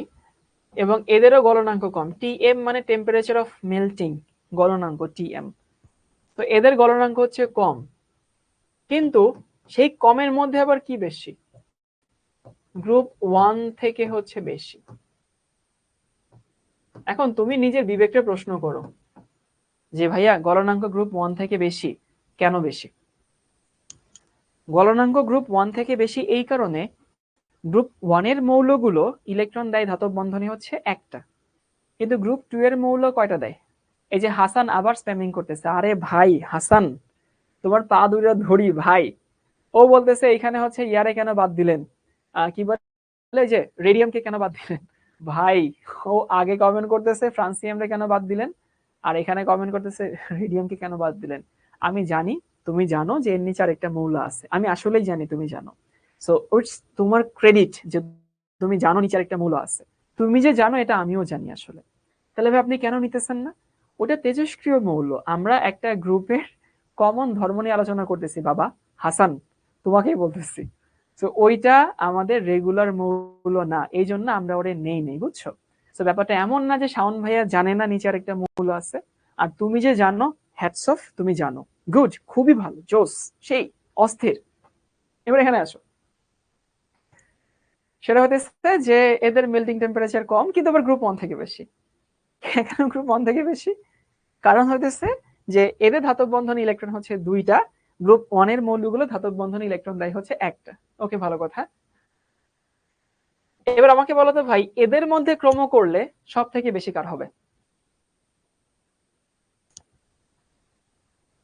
মানে আমি এদের কম বুঝলাম, গ্রুপ 1 থেকে বেশি সেটা বুঝলাম, কিন্তু আমি ক্রম করার চেষ্টা করব যে এদের মধ্যে আবার কার বেশি হবে। দেখো তো, এরকম হবে না যে বেরিলিয়ামের সব থেকে বেশি, তারপরে হচ্ছে ম্যাগনেসিয়ামের বেশি, তারপরে এরপরে কি হবে, ক্যালসিয়ামের হবে, তারপরে হচ্ছে স্ট্রনশিয়ামের হবে, তারপরে বেরিয়ামের হবে, এই তো হওয়ার কথা, তাই না? এই তো গুড, সবাই বুঝতে পারছো। এখন কথা হচ্ছে আসলে ব্যাপারটা এরকম হয় না। Reality is often disappointing. কেন রিয়েলিটি অফেন ডিসঅ্যাপয়েন্টিং? বা এগুলো গণনাঙ্কের ক্রম বলতেছি। আসলে এখানে ক্রমটা হয় এরকম, সব থেকে বেশি হয় বেরিলিয়ামে, সেটা ঠিক আছে, তারপরে ক্যালসিয়াম, তারপরে হচ্ছে কি বলে স্ট্রনশিয়াম, তারপরে হচ্ছে বেরিয়াম, একটু এক্সেপশনালি ম্যাগনেসিয়ামের গলনাঙ্ক সবার চেয়ে কম হয়। এখন ম্যাগনেসিয়ামের গলনাঙ্ক সবার চেয়ে কম কেন হয়? আমি আবারও বলতেছি, উপর থেকে নিচের দিকে নামলে গলনাঙ্ক কমে যাবে। কেন? কারণ সবাই ধাতব বন্ধনে 2টা ইলেকট্রন দেয়, কিন্তু উপর থেকে নিচের দিকে নামলে কি হইতেছে, উপর থেকে নিচের দিকে নামলে ঘন কি বলে পরমাণুর যে হচ্ছে ঘনত্ব সেটা কমে যাচ্ছে, ধাতব বন্ধনের ডেন্সিটি কমে যাচ্ছে। কারণ ছোট্ট একটা পরমাণু 2টা ইলেকট্রন দেয়, বড় একটা পরমাণু 2টা ইলেকট্রন দেয়। এটা অনেকটা এরকম যে ধরো আমার কাছে 2টা ফ্যামিলি আছে, ফ্যামিলি 1 এন্ড ফ্যামিলি 2। ধরো এই ফ্যামিলির মান্থলি ইনকাম 50,000 টাকা, ধরো এই ফ্যামিলির মান্থলি ইনকাম 50,000 টাকা, কিন্তু এই ফ্যামিলিতে মেম্বার হচ্ছে 3 জন আর এই ফ্যামিলিতে মেম্বার হচ্ছে 8 জন। তাহলে কারা বেশি সলভেন্ট? ডেফিনেটলি এই ফ্যামিলি বেশি সলভেন্ট, কারণ এখানে ডেন্সিটি বেশি, পার ক্যাপিটা ইনকাম বেশি, তাই না? তাহলে কথা হচ্ছে ঠিক সেরকম এই বেরিলিয়ামও 2টা ইলেকট্রন ধাতব বন্ধনে দেয়, ম্যাগনেসিয়ামও 2টা দেয়, ক্যালসিয়ামও 2টা দেয়, স্ট্রনশিয়ামও 2টা দেয়, বেরিয়ামও 2টা দেয়, সবাই 2টা দেয়। কিন্তু কাহিনী হইতেছে যে বেরিলিয়াম তো পিচ্ছে একটা পরমাণু, তো পিচ্ছে একটা পরমাণু 2টা ইলেকট্রন দেয়, আর এখানে বেরিয়াম বড় একটা পরমাণু 2টা দেয়। তাহলে ইলেকট্রনের ডেন্সিটি কোথায় বেশি? বেরিয়ামের বেশি না? বেরিয়ামের আঠার পরিমাণ বেশি, গ্লুর পরিমাণ বেশি, ইলেকট্রন ধাতব বন্ধনে গ্লুর মতো আচরণ করে, এই জন্য বেরিলিয়ামের গলনাঙ্ক বেশি। তো প্রশ্ন হচ্ছে ভাই, সেই অনুযায়ী ম্যাগনেসিয়াম তো 2 নম্বরে থাকার কথা, ম্যাগনেসিয়াম শেষে কেন গেছে? শোনো, ম্যাগনেসিয়াম শেষে কেন গেছে এর অনেক বড় ব্যাখ্যা আছে, সেই ব্যাখ্যা আমি এখন তোমাদের দিতে চাই না। সেই ব্যাখ্যা জানতে গেলে আবার আমাকে অনেকক্ষণ সেটা নিয়ে কথা বলতে হবে। আচ্ছা, তোমরা কি জাস্ট এই সিম্পল একটা জিনিস মনে রাখতে পারবা না, যে ম্যাগনেসিয়ামের গলনাঙ্ক দ্বিতীয়তে থাকার কথা, ব্যতিক্রম ভাবে সেটা সবার শেষে চলে আসে। কেন? শাওন ভাইয়া বলছে এটা একটু মনে রাখতে পারবা তো? বলো। কারণ এই ব্যাখ্যা দিতে গেলে যত ব্যাখ্যা দেওয়া লাগবে সেটা অর্ধিট না আসলে, মানে সেটা আসলে ঠিক জমে না আর কি, বুঝছো? তো একটু মনে রেখো যে হইতেছে ম্যাগনেসিয়ামের গলনাঙ্ক একটু এক্সেপশনালি পরিবর্তন হয়ে যায়। এটা আমাদের অন্য কোনো টপিকে কাজে লাগলে আমি পড়াইতাম, লাগবে না, এবং এটা পড়াশোনার টপিক থেকে অনেক দূরে চলে যাবো, তার জন্য আমি এখানে হচ্ছে ব্যাখ্যাটা বলতেছি না। ওকে, গুড। এবার দেখো, এরাও সক্রিয় ধাতু, ওরাও সক্রিয় ধাতু, এবং এদের সক্রিয়তার ক্রম কি? এদের সক্রিয়তার ক্রম হইতেছে বেরিলিয়াম সব থেকে কম সক্রিয়, তারপরে ম্যাগনেসিয়াম, তারপরে ক্যালসিয়াম, তারপরে হচ্ছে স্ট্রনশিয়াম, তারপরে হচ্ছে বেরিয়াম। এই হচ্ছে সক্রিয়তা। ওকে, ঠিক আছে, এখন দেখি এদের সাথে কিছু রিয়াকশন। তুমি যদি পানির সাথে বিক্রিয়া করো, বেরিলিয়াম সাহেবকে পানির সাথে বিক্রিয়া করলে ও পানির সাথে কোনো বিক্রিয়া করে না, নো রিয়াকশন। কেন নো রিয়াকশন? কারণ দেখো, বলছিলাম না যে বেরিলিয়াম খুবই কম সক্রিয়। এখন এমনিতেই হইতেছে এরা গ্রুপ 1 থেকে সামান্য কম সক্রিয়, আবার হতেছে বেরিলিয়াম খুবই ছোট যেহেতু সে ইলেকট্রন ছাড়তে চায় না, সে কারোর সাথে রিঅ্যাকশন করতে চায় না, এই জন্য বেরিলিয়াম পানির সাথে বিক্রিয়া করে না। তুমি যদি ম্যাগনেসিয়ামকে পানির সাথে বিক্রিয়া করো, ম্যাগনেসিয়াম প্লাস হচ্ছে পানি, এইখানেও কোনো রিঅ্যাকশন হয় না, নো রিঅ্যাকশন। ম্যাগনেসিয়াম পানির সাথে বিক্রিয়া করতে চায় না। কিন্তু কথা হইতেছে ভাই, এই ম্যাগনেসিয়ামকে তুমি যদি পানি না, তুমি যদি স্টিমের সাথে রিঅ্যাকশন করো, মানে 100°C তাপমাত্রায় ম্যাগনেসিয়ামকে রিঅ্যাকশন করাবা 100°C তাপমাত্রায়, তখন কিন্তু ম্যাগনেসিয়াম রিঅ্যাকশন করে এবং কি তৈরি করে? ম্যাগনেসিয়াম হাইড্রোক্সাইড তৈরি করে এবং হাইড্রোজেন তৈরি করে। সমতাকরণ করার জন্য এখানে একটা 2 দিতে হবে। তাহলে বুঝতে পারছো যে নরমালি ম্যাগনেসিয়াম বিক্রিয়া করে না, কিন্তু 100°C তাপমাত্রায় বা জলীয় বাষ্পের সাথে তুমি যদি বিক্রিয়া করো তাহলে ম্যাগনেসিয়াম বিক্রিয়া করে। তুমি যদি ক্যালসিয়ামকে বিক্রিয়া করো পানির সাথে, মানে এভাবে দেখাই তাহলে বুঝতে সুবিধা হয়। ক্যালসিয়াম নরমালি পানির সাথে বিক্রিয়া করে এবং কি তৈরি করে? ক্যালসিয়াম হাইড্রোক্সাইড প্লাস হাইড্রোজেন, এইখানে 2 দেবা সমতাকরণ করার জন্য। ক্যালসিয়ামের জন্য কিন্তু কোনো তাপ লাগে না। একজন জিজ্ঞেস করছে 100°C কেন? ওই যে বললাম তো, ম্যাগনেসিয়াম খুব একটা সক্রিয় না। এখন একজন সক্রিয় না, সে বিক্রিয়া করতে চাচ্ছে না, তখন আমাদের কি করতে হয়? আমাদের জোর জবরদস্তি করতে হয়, মানে হিট দিতে হয় আর কি। কেউ বলছে যে ভাইয়া হচ্ছে এখানে তাপ না দিলে কি হবে? তাপ না দিলে বিক্রিয়া হবে না। মোহাম্মদ কাইব বলছে ভাইয়া লিথিয়াম তো ছোট, তাহলে লিথিয়াম যদি বিক্রিয়া করে বেরিলিয়াম কেন করবে না? আচ্ছা, লিথিয়ামের শেষ শক্তি স্তরে একটা ইলেকট্রন আছে, বুঝছো? এই জন্য লিথিয়ামটা বিক্রিয়া করে, সে একটা সহজে দান করতে চায়। কিন্তু বেরিলিয়ামের শেষে 2টা আছে এবং 2টা জোড়া অবস্থা আছে, এই জন্য বেরিলিয়াম সহজে বিক্রিয়া করবে না। একজন জিজ্ঞেস করছে ভাই গ্রুপ 2 কি নরম ধাতু? হ্যাঁ, গ্রুপ 2 ও নরম ধাতু। 50° থাকলে কি হবে না? না রে বাবা, 100° থাকা লাগবে। জিজ্ঞেস করো না যে হইতেছে কি বলে যে হচ্ছে ভাইয়া 99° দিলে হবে কিনা। 100° লাগবে, মানে 100° লাগবে, সোজা কথা। তাহলে কি বললাম ভাইয়া? গ্রুপ 1 নরম ধাতু, গ্রুপ 2 ও নরম ধাতু, কিন্তু 1 থেকে 2 একটুখানি শক্ত। গ্রুপ 1 এর গলনাঙ্ক কম, গ্রুপ 2 এর গলনাঙ্ক কম, কিন্তু 1 থেকে 2 এ সামান্য পরিমাণে বেশি। গ্রুপ 1 এ যেরকম উপর থেকে নিচের দিকে গেলে গলনাঙ্কের পরিমাণ কমে যেত, গ্রুপ 2 এরও তাই, উপর থেকে নিচের দিকে নামলে গলনাঙ্কের পরিমাণ কমে যায়।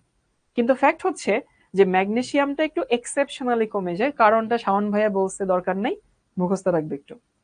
এরপরে গ্রুপ 1 এ যেরকম উপর থেকে নিচের দিকে নামলে সক্রিয়তা বাড়তো, গ্রুপ 2 এরও উপর থেকে নিচের দিকে নামলে সক্রিয়তা বাড়ে। এটার প্রমাণ পাওয়া যায় কি হিসাবে? এটা প্রমাণ পাওয়া যায় হইতেছে বেরিলিয়াম পানির সাথে বিক্রিয়া করেই না, তাপ দিলেও করে না, নরমালিও করে না। ম্যাগনেসিয়াম নরমালি করে না, জলীয় বাষ্পের সাথে করে। আর ক্যালসিয়াম নরমালি পানির সাথে বিক্রিয়া করে। ওকে, এখন এরাও পানির সাথে বিক্রিয়া করে ক্ষার তৈরি করে, যেহেতু এরাও পানির সাথে বিক্রিয়া করে ক্ষার তৈরি করে, এই জন্য এদেরকে আমরা ক্ষার ধাতু বলি। মানে যে ক্যালসিয়াম ম্যাগনেসিয়াম কোথায় পাওয়া যায়? ভূমিতে পাওয়া যায় না, খনিতে পাওয়া যায় না, এই জন্য এদেরকে কি বলা হয়? এদেরকে বলা হয় মৃৎক্ষার ধাতু। মৃৎক্ষার ধাতু ইংলিশে কি বলে? ইংলিশে বলা হয় আর্থ অ্যালকালাইন মেটাল, মৃৎক্ষার ধাতু। ওকে, এমনি মারুফ খান বলছে 100°C এর বেশি দিলে করে না। আরে ভাই, যে 100তে বিক্রিয়া করে সে তো 100-র বেশি দিলেও করবে, তো স্বাভাবিক, এটা তো বুঝাই যায়, তাই না? এরপরে দেখি, তুমি যদি এদেরকে অক্সিজেনের সাথে বিক্রিয়া করো, ম্যাগনেসিয়ামের সাথে অক্সিজেনের বিক্রিয়া করো, ও তৈরি করে ম্যাগনেসিয়ামের অক্সাইড, সমতাকরণ করো, এখানে 2 দাও, এখানে 2 দাও।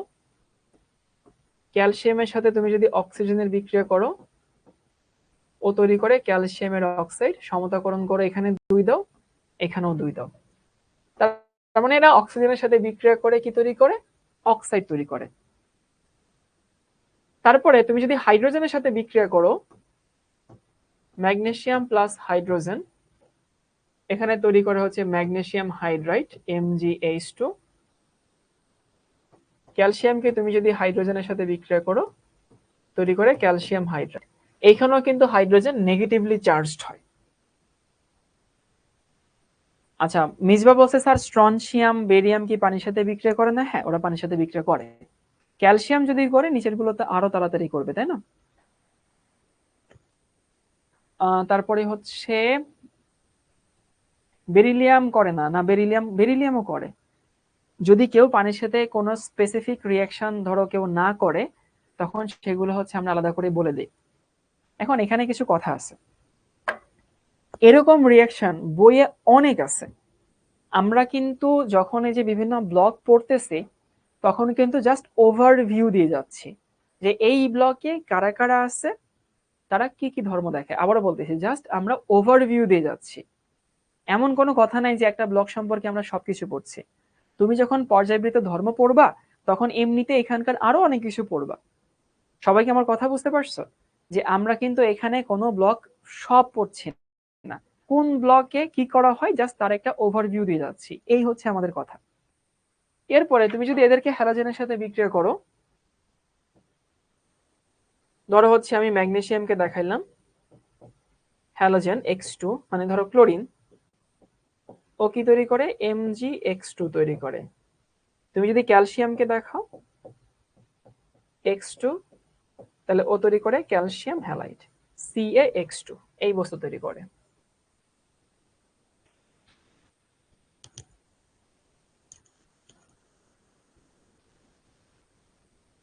ওকে, এখান থেকে একটা রিয়াকশন ইম্পর্টেন্ট, সেই রিয়াকশনটা তুমি বাচ্চাকালে পড়ছো, দেখো তো মনে পড়ে কিনা? যে ক্যালসিয়ামের সাথে তুমি যদি হইতেছে এই যে ক্যালসিয়াম কার্বনেট, এটাকে উত্তপ্ত করলে কি তৈরি হয়? দেখো মনে আছে কিনা? ক্যালসিয়াম অক্সাইড প্লাস হচ্ছে কার্বন ডাই অক্সাইড। এরপরে এই ক্যালসিয়াম অক্সাইডের সাথে কার্বনের বিক্রিয়া করলে কি তৈরি হয়? ক্যালসিয়াম কার্বাইড তৈরি হয়। মনে পড়ে এই রিয়াকশনটা? ছোটবেলায় পড়ছিলাম। ক্যালসিয়াম কার্বনেটকে উত্তপ্ত করলে কি তৈরি হয়? ক্যালসিয়াম অক্সাইড তৈরি হয়, কার্বন ডাই অক্সাইড তৈরি হয়। এই ক্যালসিয়াম অক্সাইডের সাথে কার্বনের বিক্রিয়া করলে অনেক তাপ লাগে, যদিও এখানে অনেক তাপ লাগে। এখানে তৈরি হয় ক্যালসিয়ামের কার্বাইড, আর এখানে তৈরি হয় কার্বন মনোক্সাইড। সমতাকরণ করলে এখানে 3 দিলেই হচ্ছে ক্যালসিয়াম কার্বাইড তৈরি হয়। আর এই ক্যালসিয়াম কার্বাইডের সাথে যেহেতু ক্যালসিয়াম গ্রুপ 2 এর মৌল, পানির বিক্রিয়া করলে কি তৈরি হয়?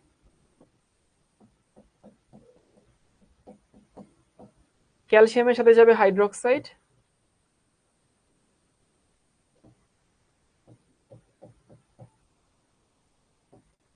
আর এইখানে হইতেছে C2H2, মানে ইথাইন তৈরি হয়। এটাও এখানকার বেশ ইম্পর্টেন্ট একটা রিয়াকশন।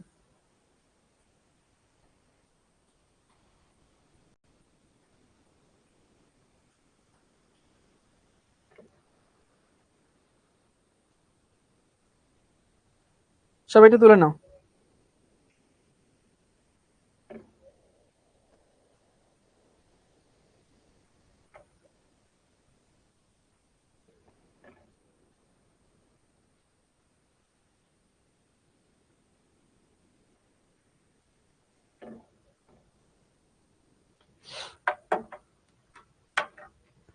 আমি আবারও বলতেছি, যদি বই পড়তে যাও, আচ্ছা আমাকে সাইদ জিজ্ঞেস করছে এখান থেকে সিকিউ কিভাবে হয়। আমি এতক্ষণ যেটুকু দেখাইলাম সেখান থেকে স্পেসিফিক্যালি কোনো সিকিউ আসে না। এটা এখান থেকে ইনফ্যাক্ট কোনো প্রশ্নই আসলে আসে না। এটা দেখানো হয়েছে এই কারণে যেন তুমি হচ্ছে প্রতিটা গ্রুপ সম্পর্কে হালকা একটা আইডিয়া পাও। যেমন তুমি আইডিয়া পাইছো না যে গ্রুপ 1 এর সবাই ধাতু, গ্রুপ 1 এর সবাই নরম ধাতু, এই আইডিয়াটা তো পাইছো। গ্রুপ 1 এর সবাই পানির সাথে বিক্রিয়া করে ক্ষার তৈরি করে, এই আইডিয়াটা পাইছো। গ্রুপ 2 এর সবাই পানির সাথে বিক্রিয়া করে না, উপর থেকে নিচের দিকে নামলে বিক্রিয়া করার টেন্ডেন্সি বাড়ে, এই আইডিয়াটা পাইছো। এটা হচ্ছে তোমার এখান থেকে শেখানোর উদ্দেশ্য। আমি আবারও বলতেছি, বই পড়তে গেলে হয়তো একটু পেইন খাবা, কারণ বইতে অনেক রিয়াকশন দেওয়া আছে। এই রিয়াকশন গুলো তুমি তোমার লাইফের কোনো না কোনো স্টেজে হয়তো পড়বা, কিন্তু এখনই তুমি যদি সবগুলো রিয়াকশন একসাথে পড়তে যাও, তখন একটু প্যারা খাবা। তো যখন বই পড়তে যাবা, তখন তোমার কাজ হচ্ছে খাতার সাথে রিয়াকশন গুলো দেখবে ভালো মতো, দেখানোর সাথে সাথে তুমি বইয়ের সাথে মিলাবা যে বইতে কোনগুলো আছে। ওকে ভাইয়া, এইগুলো এইগুলো দেখাইছে, বইয়ের সাথে হইতেছে এইগুলো এইগুলো মিলে গেছে, তার মানে হইতেছে আমি এখানে বইয়ের সাথে সুন্দর মতো মিলাই এখানে পড়বো। তুমি যদি বইয়ে সব পড়তে যাও, আবারও বলতেছি না তোমার সব পড়া হবে, না তোমার এইটুকু পড়া হবে, একেবারে আমও যাবে ছালাও যাবে। আর স্পেসিফিক্যালি যারা সঞ্জিত কুমার গুহা স্যারের বইটা পড়ো তারা এই চ্যাপ্টার সঞ্জিত কুমার গুহা স্যারের বই পড়বা না, অন্য যে কোনো বই পড়বা। তাহলে গ্রুপ 1 গেল, গ্রুপ 2 গেল, আমাদের এস ব্লক গেল। এবার আসছে আমাদের পি ব্লক। পি ব্লক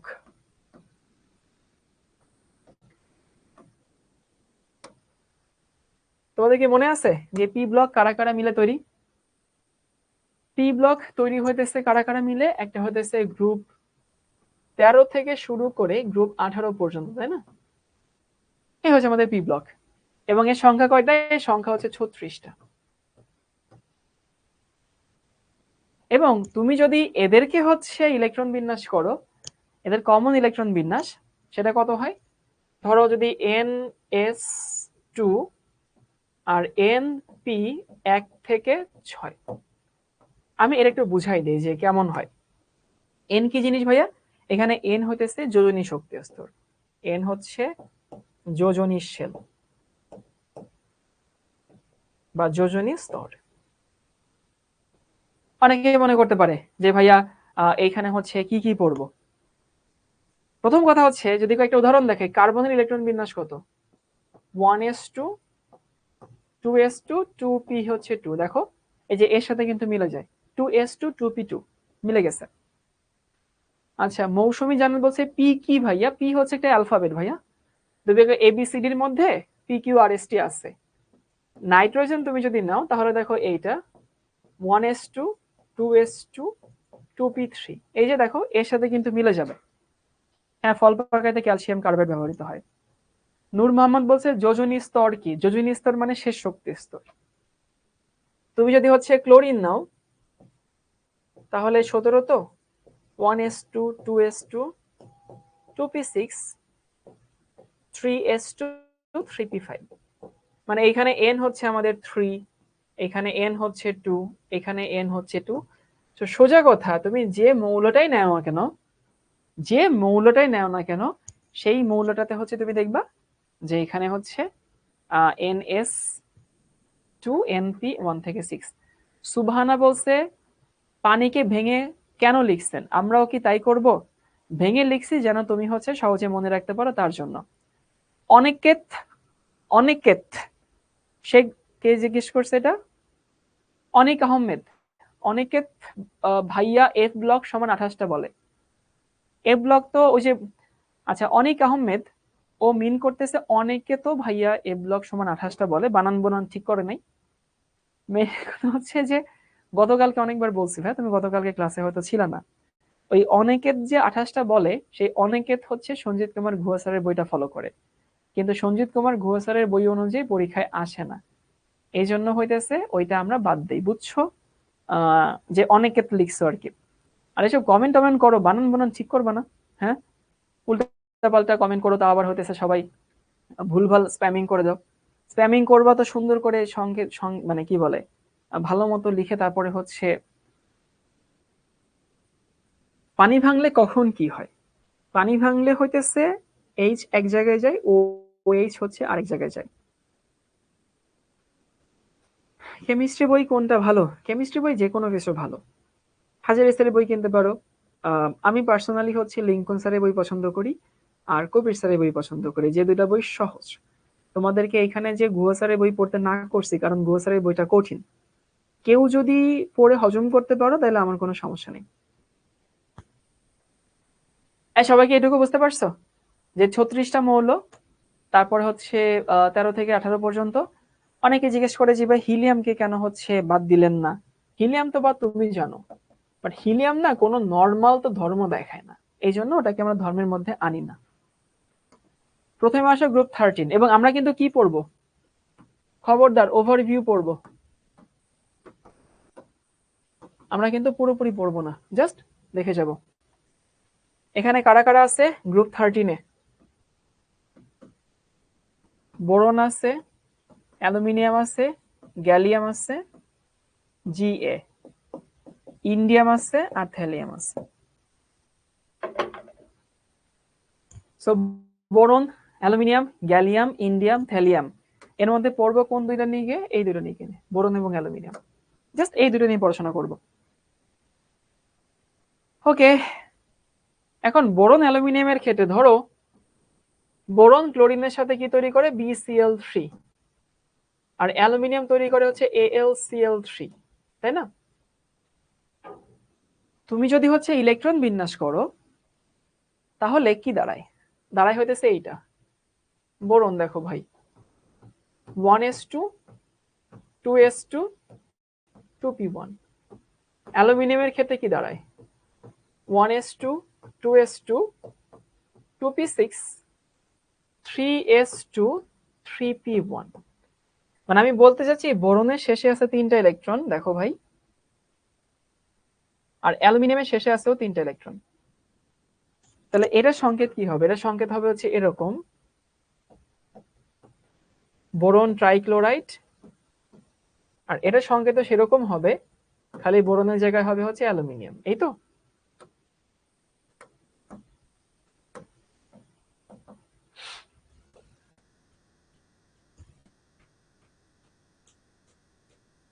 এই হাসান নামে যে ছিল, বাবা তুমি আবার বইলো না যে এই নিচে আরেকটা আছে।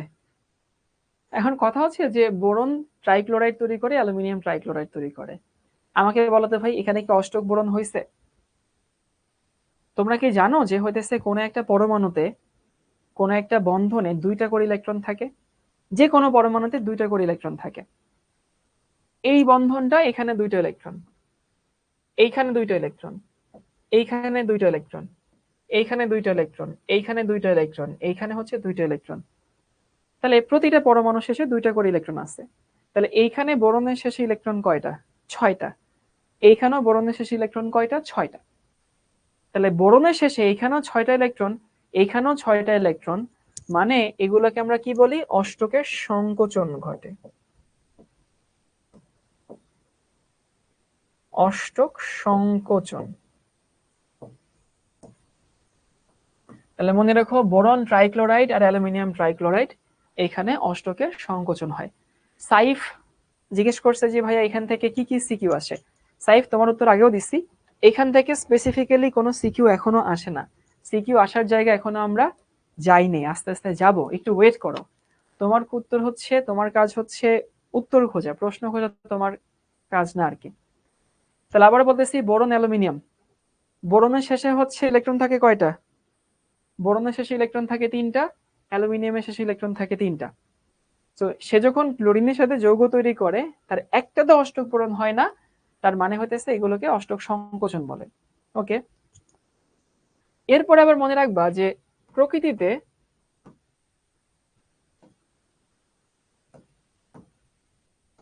অ্যালুমিনিয়াম ট্রাইক্লোরাইড AlCl3 ডাইমার হিসেবে থাকে। ডাইমার মানে হইতেছে এইটা Al2Cl6। এবার অনেকে প্রশ্ন করবা ডাইমার কি? ডাই মানে 2 আর মার মানে ইউনিট।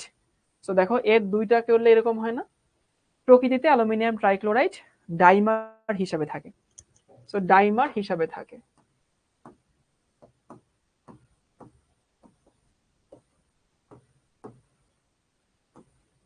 এখন আমরা একটু সেই ডাইমারের গঠনটা দেখব, যে সেই ডাইমারটা আসলে কি জিনিস। কি বললাম ভাইয়া? মানে নেচারে, প্রকৃতিতে তুমি দেখবে অ্যালুমিনিয়াম ট্রাইক্লোরাইড ডাইমার হিসাবেই থাকে। সেই ডাইমারটা কেন থাকে আগে এটা বলি। তোমরা জানো কিনা যে পৃথিবীতে যে ঘটনাই ঘটুক না কেন, যে ঘটনাই যেখানে ঘটুক না কেন, সবগুলো ঘটনা ঘটার কারণ হচ্ছে সবাই স্থিতিশীল হইতে চায়। এই যে তোমাদেরকে আমি কেন পড়াইতেছি? স্থিতিশীল হওয়ার জন্য। তুমি কেন পড়াশোনা করো? স্থিতিশীল হওয়ার জন্য। পাখি কেন গান গায়? স্থিতিশীল হওয়ার জন্য। তোমার আন্টি কেন বকে? কারণ আন্টির অনেক রাগ হয়, তোমার বকলে আন্টির একটু শান্তি লাগে আর কি। দেখবা যে অনেক সময় কোনো জিনিস আমরা যখন অনেক জিদ উঠে, অনেক রাগ উঠে, কারো যদি বকাঝকা করা হয় তখন একটু রাগটা কমে আর কি, সবাই স্টেবল হয়। অনেক সময় দেখবে এরকম হয়েছে যে তুমি ধরো লবণ ফেলাই দিছো আর কি, বা কোন একটা কৌটা, এটা আম্মুরা মাঝে মধ্যে করে আর কি, আমি জানি না আমাকে কোনো আম্মু দেখতেছে কিনা। এই হচ্ছে ধরো লবণ বা তেলের কৌটা, তো সেই তেলের কৌটাটা হচ্ছে তুমি ফেলাই দিছো আর কি, আন্টি হয়তো টেবিলের কোনায় রাখছে, তুমি ফেলাই দিছো। তখন দেখবো আন্টি তোমারই ঝাড়বে যে এই তুই কেন টেবিলের পাশে ফেলাই দিছিস। আবার ধরো তুমি টেবিলের পাশে রাখছো, আন্টি ফেলাই দিচ্ছে আর কি, আন্টি তখনও তোমারে ঝাড়বে কারণ তুই কেন এটা টেবিলের কোনায় রাখলি, তুই এটা রাখবি অন্য জায়গায়। তো এটা আনতে আসলে আম্মুরা আমাদেরকে কেন ঝাড়ে, কারণ আম্মুদেরকে ঝাড়তে ভালো লাগে আর কি। আম্মুরা মাঝে মধ্যে ভেতরে জিদ উঠে এবং তখন হচ্ছে সে জিদ আর কি কমায় দেয়। তো যাই হোক, তো দুনিয়াতে যত ঘটনাই ঘটে, সব ঘটনা ঘটে হচ্ছে স্থিতিশীল হওয়ার জন্য, সবাই স্টেবল হওয়ার জন্য আর কি, বুঝছো? এখন এই যে প্রকৃতিতে অ্যালুমিনিয়াম ট্রাইক্লোরাইড, ডাই মানে দুই, মার মানে ইউনিট, তো দুইটা ইউনিট একসঙ্গে থাকে, সেটাকে হচ্ছে আমরা ডাইমার বলি। কেন থাকে? স্থিতিশীল হওয়ার জন্য, বুঝছো? এখন থাকে কিভাবে সেটা একটু তোমাদেরকে দেখে, গঠনটা কিন্তু ইম্পর্টেন্ট। এবং আমি লিখে দিলাম, এটা হচ্ছে SRG26, এই হচ্ছে আমাদের অ্যালুমিনিয়াম। এইখানে একটা ক্লোরিন, এইখানে একটা ক্লোরিন, এইখানে একটা ক্লোরিন। এই হচ্ছে আরেকটা অ্যালুমিনিয়াম, এইখানে ক্লোরিন, এইখানে ক্লোরিন, এইখানে হচ্ছে ক্লোরিন। আমি তোমাদেরকে দেখাবো যে ডাইমার কিভাবে তৈরি হয়। ডাইমার কেন তৈরি হয় সেটা তো আমরা বুঝলাম, স্থিতিশীল হওয়ার জন্য। আর ডাইমার কিভাবে তৈরি হয়, তোমরা কি এরকম এই বন্ধনের নাম শুনছো? সন্নিবেশ সমযোজী বন্ধন।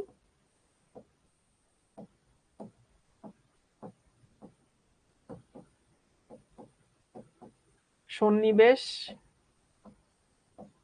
সমযোজী বন্ধন।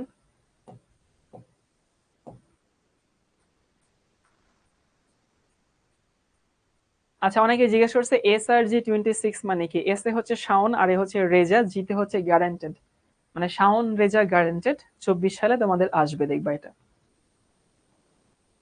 সন্নিবেশ সমযোজী বন্ধন এই জিনিসটা কিরকম, ধরো সন্নিবেশ সমযোজী বন্ধন কি সেটাকে বুঝাই। কার উদাহরণ দিব? ধরো উদাহরণ দিব হইতেছে, কারে দিব, এই যে হচ্ছে নুরা। ওকে, OMG লিখছে। তো ধরো আমি নুরার এলাকায় বেড়াইতে গেছি। নুরা, তোমার বাসা কোথায় একটু বলো তো ভাই, কোন এলাকায় বাসা? তো নুরার এলাকায় বেড়াইতে গেছি। তো বেড়াইতে যাওয়ার পরে এখন আমি ওরে বললাম যে ভাই, আমি আসলাম তোমার এলাকায়, ক্ষুধা লাগছে, তুমি আমার এখন কিছু কিনে খাওয়াও। তো নুরা করলো কি, একটা দোকানে নিয়ে গেল আমারে। দোকানে নিয়ে যাওয়ার পরে ও হচ্ছে দোকান থেকে ধরো হচ্ছে একটা স্যান্ডউইচ কিনলো আর কি 400 টাকা দিয়ে। মেয়েরাজ নর্মালি যেটা করে আর কি, স্যান্ডউইচ 400 টাকা থেকে কিনছে এবং ও বলছে যে ভাই আপনি 200 টাকা দেন। তাই আমি বললাম যে কেন? আচ্ছা, কক্সবাজার, ঠিক আছে। কক্সবাজার বেড়াইতে গেছি, যাওয়ার পরেও আমারে বলছে ঠিক আছে ভাই আপনি আমার এলাকায় আসছেন, তো আসেন আপনারা দুপুরে খাওয়াই আর কি। এখন ধরো একটা স্যান্ডউইচের দোকানে নিয়ে গেছে, 400 টাকা স্যান্ডউইচের দাম। তো মেয়েরা নর্মালি যেটা করে আর কি, যে হইতেছে বলে ভাই আপনি 200 টাকা দেন। মেয়েরা কিন্তু এটাই করে, খাইতে গেলে যে যা খায় সে তারই বিল দেয়। আর ছেলেরা করে কি, কেউ দেয় ধরো 1800 টাকা, কেউ দেয় হইতেছে 1 টাকাও দেয় না। যেমন কালকে রাতে তোমাদের শিখর সব ভাইয়াদেরকে নিয়ে আমি খাইতে গেছি, আমার 6000 টাকা জায়গায় শেষ করে দিচ্ছে। কেউ কোনো টাকাই দেয় না, সব আমারই খাওয়ানো লাগছে। অন্য ভাইয়াদের বলবো যে আপনারা সবাই শাওন ভাইয়ের উপর এরকম অত্যাচার কেন করেন। ও আমার থেকে 200 টাকা নিছে আর নিচে 200 টাকা দিচ্ছে, বুঝছো, স্যান্ডউইচে। এবং স্যান্ডউইচটা দুই ভাগ করে ও অর্ধেক খাইছে, আমি অর্ধেক খাইছি। এই যে এই টাইপের যেটা, মানে দোনোজনে আমি কন্ট্রিবিউট করলাম, দোনোজনে ভোগ করলাম। তো দুইজনে কন্ট্রিবিউট করা, দুইজনে ভোগ করা, এটাকে বলা হয় হচ্ছে সমযোজী বন্ধন। মানে কিরকম, ধরো এইখানে তোমাদেরকে যে উদাহরণটা দিছিলাম, এই যে এইখানে দুইটা ইলেকট্রন, তো একটা ক্লোরিন দিছে, একটা অ্যালুমিনিয়াম দিছে, এইখানে একটা অ্যালুমিনিয়াম দিছে, একটা ক্লোরিন দিছে, এখানে একটা অ্যালুমিনিয়াম দিছে, একটা ক্লোরিন দিছে।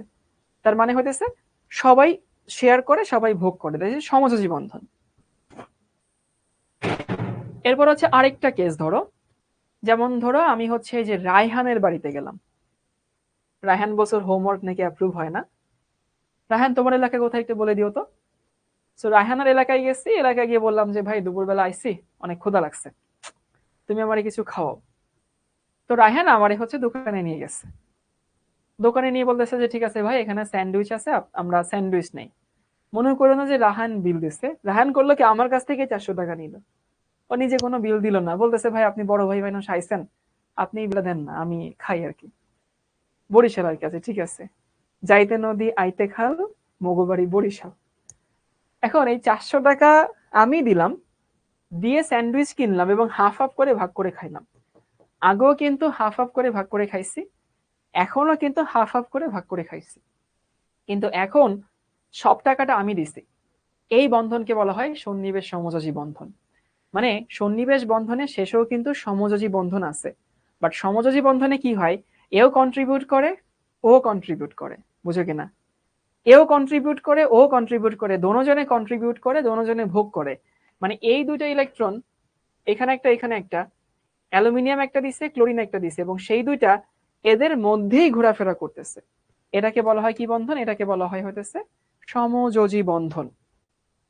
আর সন্নিবেশ বন্ধন হইতেছে একজনে শেয়ার করে, কিন্তু বন্ধন যখন তৈরি হয় তখন দোনোজনে কিন্তু ভোগ করে। আবার বলতেছে বন্ধন তৈরি হওয়ার পরে, যেমন ধরো এইখানে বিল দিছিল দুইজনে ভাগ করে, এখানে বিল দিছে একজন, বাট এইখানেও ভাগ করে খাইছে, এইখানেও ভাগ করে খাইছে। বন্ধন তৈরি হওয়ার পরে সন্নিবেশ বন্ধন আর সমযোজী বন্ধন একই টাইপের হয়। এই জন্য সন্নিবেশ বন্ধনের পুরো নাম হইতেছে সন্নিবেশ সমযোজী বন্ধন। বুঝতে পারছো কি? তো যাই হোক, আমরা দেখলাম তাহলে সন্নিবেশ বন্ধন তৈরি হওয়ার শর্ত কি? একজনের এক জোড়া ইলেকট্রন দেওয়ার ক্ষমতা থাকতে হবে, একজনের এক জোড়া নেওয়ার ক্ষমতা থাকতে হবে। এখন কথা হচ্ছে, তোমরা জানো ক্লোরিনের অনেকগুলো মুক্ত জোড় ইলেকট্রন থাকে। ক্লোরিনের শেষে কয়টা ছিল? 7টা। 7টা দিয়ে সে একটা দিয়ে বন্ধন তৈরি করছে, এই বন্ধন। আরো তো 6টা তার আছে। এই ক্লোরিনেরও শেষে কি আছে? 7টা ইলেকট্রন আছে, সব ক্লোরিনেরই আছে। কিন্তু লোন পেয়ার আমরা কখন দেখাই?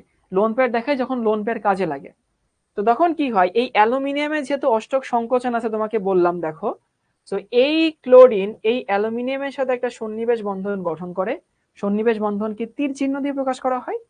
আর এই ক্লোরিন এই অ্যালুমিনিয়ামের সাথে একটা সন্নিবেশ বন্ধন গঠন করে। তাহলে আশা করি বুঝতে পারছি যে অ্যালুমিনিয়াম ট্রাইক্লোরাইডের ডাইমারে তোমার সমযোজী বন্ধন থাকে মোট কয়টা? সমযোজী বন্ধন থাকে 6টা। দেখো এই যে 1 2 3 4 5 6, এই 6টা থাকে সমযোজী। আর সন্নিবেশ বন্ধন থাকে হচ্ছে 2টা। সন্নিবেশ বন্ধনকে তীর চিহ্ন দিয়ে দেখানো হয়, এবং যে ইলেকট্রন শেয়ার করছে, যে শেয়ার করছে তার থেকে তীর চিহ্নটা দেওয়া হয়। সন্নিবেশ এবং সমযোজীর মূল পার্থক্য হচ্ছে সন্নিবেশ বন্ধনে ইলেকট্রন শেয়ার করে একজন, আর সমযোজী বন্ধনে শেয়ার করে দুইজন। কিন্তু বন্ধন তৈরি হওয়ার পরে সন্নিবেশ বন্ধন এবং সমযোজী বন্ধনের মধ্যে কোনো পার্থক্য থাকে না, একই হয়ে যায়। এই জন্য সন্নিবেশ বন্ধনের পুরো নাম সন্নিবেশ সমযোজী বন্ধন। একজন জিজ্ঞেস করছে ডাইমার কি? ডাইমার মানে দুইটা ইউনিট। ইনফ্যাক্ট তোমরা হচ্ছে যারা গ্রামের দিকে আছো, দেখবা যে এখানে একটা নৌকা আছে, ধরো এই নৌকা টপ ভিউ, আর এখানে একটা নৌকা আছে। এই দুইটা নৌকা তুমি যদি বাঁশ দিয়ে বাঁধো, এক্সট্রিম লেভেলের স্টেবল হয়, এক্সট্রিম লেভেলের স্টেবল। একটা নৌকাকে একটু এদিক ওদিক করলে ডুবে যাবে, বাট দুইটা নৌকারে একসঙ্গে বাঁশ দিয়ে বাঁধলে সেই দুটো নৌকারে ডুবানো অনেক টাফ কাজ, কারণ এরা অনেক বেশি স্টেবল হয়। সো এটাও আসলে যখন ডাইমার ফর্ম করে তখন খুবই স্টেবল হয়। খুবই স্টেবল মানে হচ্ছে খুবই স্টেবল। এখন তোমার কাছে মনে হতেই পারে, ভাই ডাইমার হইলে তো স্টেবল হয়, তাহলে ট্রাইমার কেন হয় না? টেট্রামার কেন হয় না? তো কথা হচ্ছে এটার উদাহরণ কেমন, যেমন ধরো মনে বলতে পারো যে মানুষ হচ্ছে ফোর্সে হচ্ছে বিয়ে করে লাইফে স্টেবল হওয়ার জন্য, তাই না? সেটেল হওয়ার জন্য বিয়ে শাদী করে। তাহলে দুইটা কেন করে না? একটা করলে যদি স্টেবিলিটি বাড়ে, দুইটা করলে আরো বেশি স্টেবিলিটি বাড়বে, তিনটা করলে আরো বাড়বে, তাই না? কিন্তু কথা হইতেছে সেটা তো হয় না দিন শেষে। যেহেতু ডাইমার ফর্ম করে, তোমাকে এটা বিশ্বাস করতে হবে ডাইমার ফর্ম করলেই সব থেকে বেশি স্থিতিশীল হয়। ঠিক আছে? অনেকে বলতে পারো যে এটা কি করে কেন? না, এটাও করে না। ডাইমার তো খালি মুখে বললেই হবে না, কে করে কে করে না সেটা তোমাকে প্রকৃতিতে কি থাকে সেটা দেখতে হবে, যে প্রকৃতিতে ডাইমার হিসাবে থাকে। ওকে, তারপরে দেখো এইটাকে আবার তুমি যদি হইতেছে Al2Cl6, তুমি যদি এটাকে হিট দাও, বেশি হিট লাগে না, 180°C তাপমাত্রা দিলে ডাইমার ভেঙে যায়, AlCl3 তৈরি করে। মানে এইখানে যে সন্নিবেশ বন্ধন দুইটা আছে যেগুলো ভেঙে যায়, বুঝছো? 180° তাপমাত্রা দিলে তখন আবার সে মনোমার হয়, এবং এইখানে সে থাকে হচ্ছে কঠিন অবস্থায়, এইখানে সে আবার গ্যাস হয়েছে। তাহলে বুঝতে পারছো, কঠিন অবস্থা থেকে সরাসরি গ্যাস হইলো, এদেরকে আমরা কি বলি? উদ্দায়ী বলি না? মনে আছে? এরা হচ্ছে উদ্দায়ী পদার্থ, ইংলিশে বলা হয় ভোলাটাইল পদার্থ। মানে যারা সরাসরি কি থেকে, কঠিন থেকে গ্যাসে পরিণত হয়, তরলতে স্কিপ করে তারপরে চলে আসলো। ওকে, তারপরে একটু দেখাই।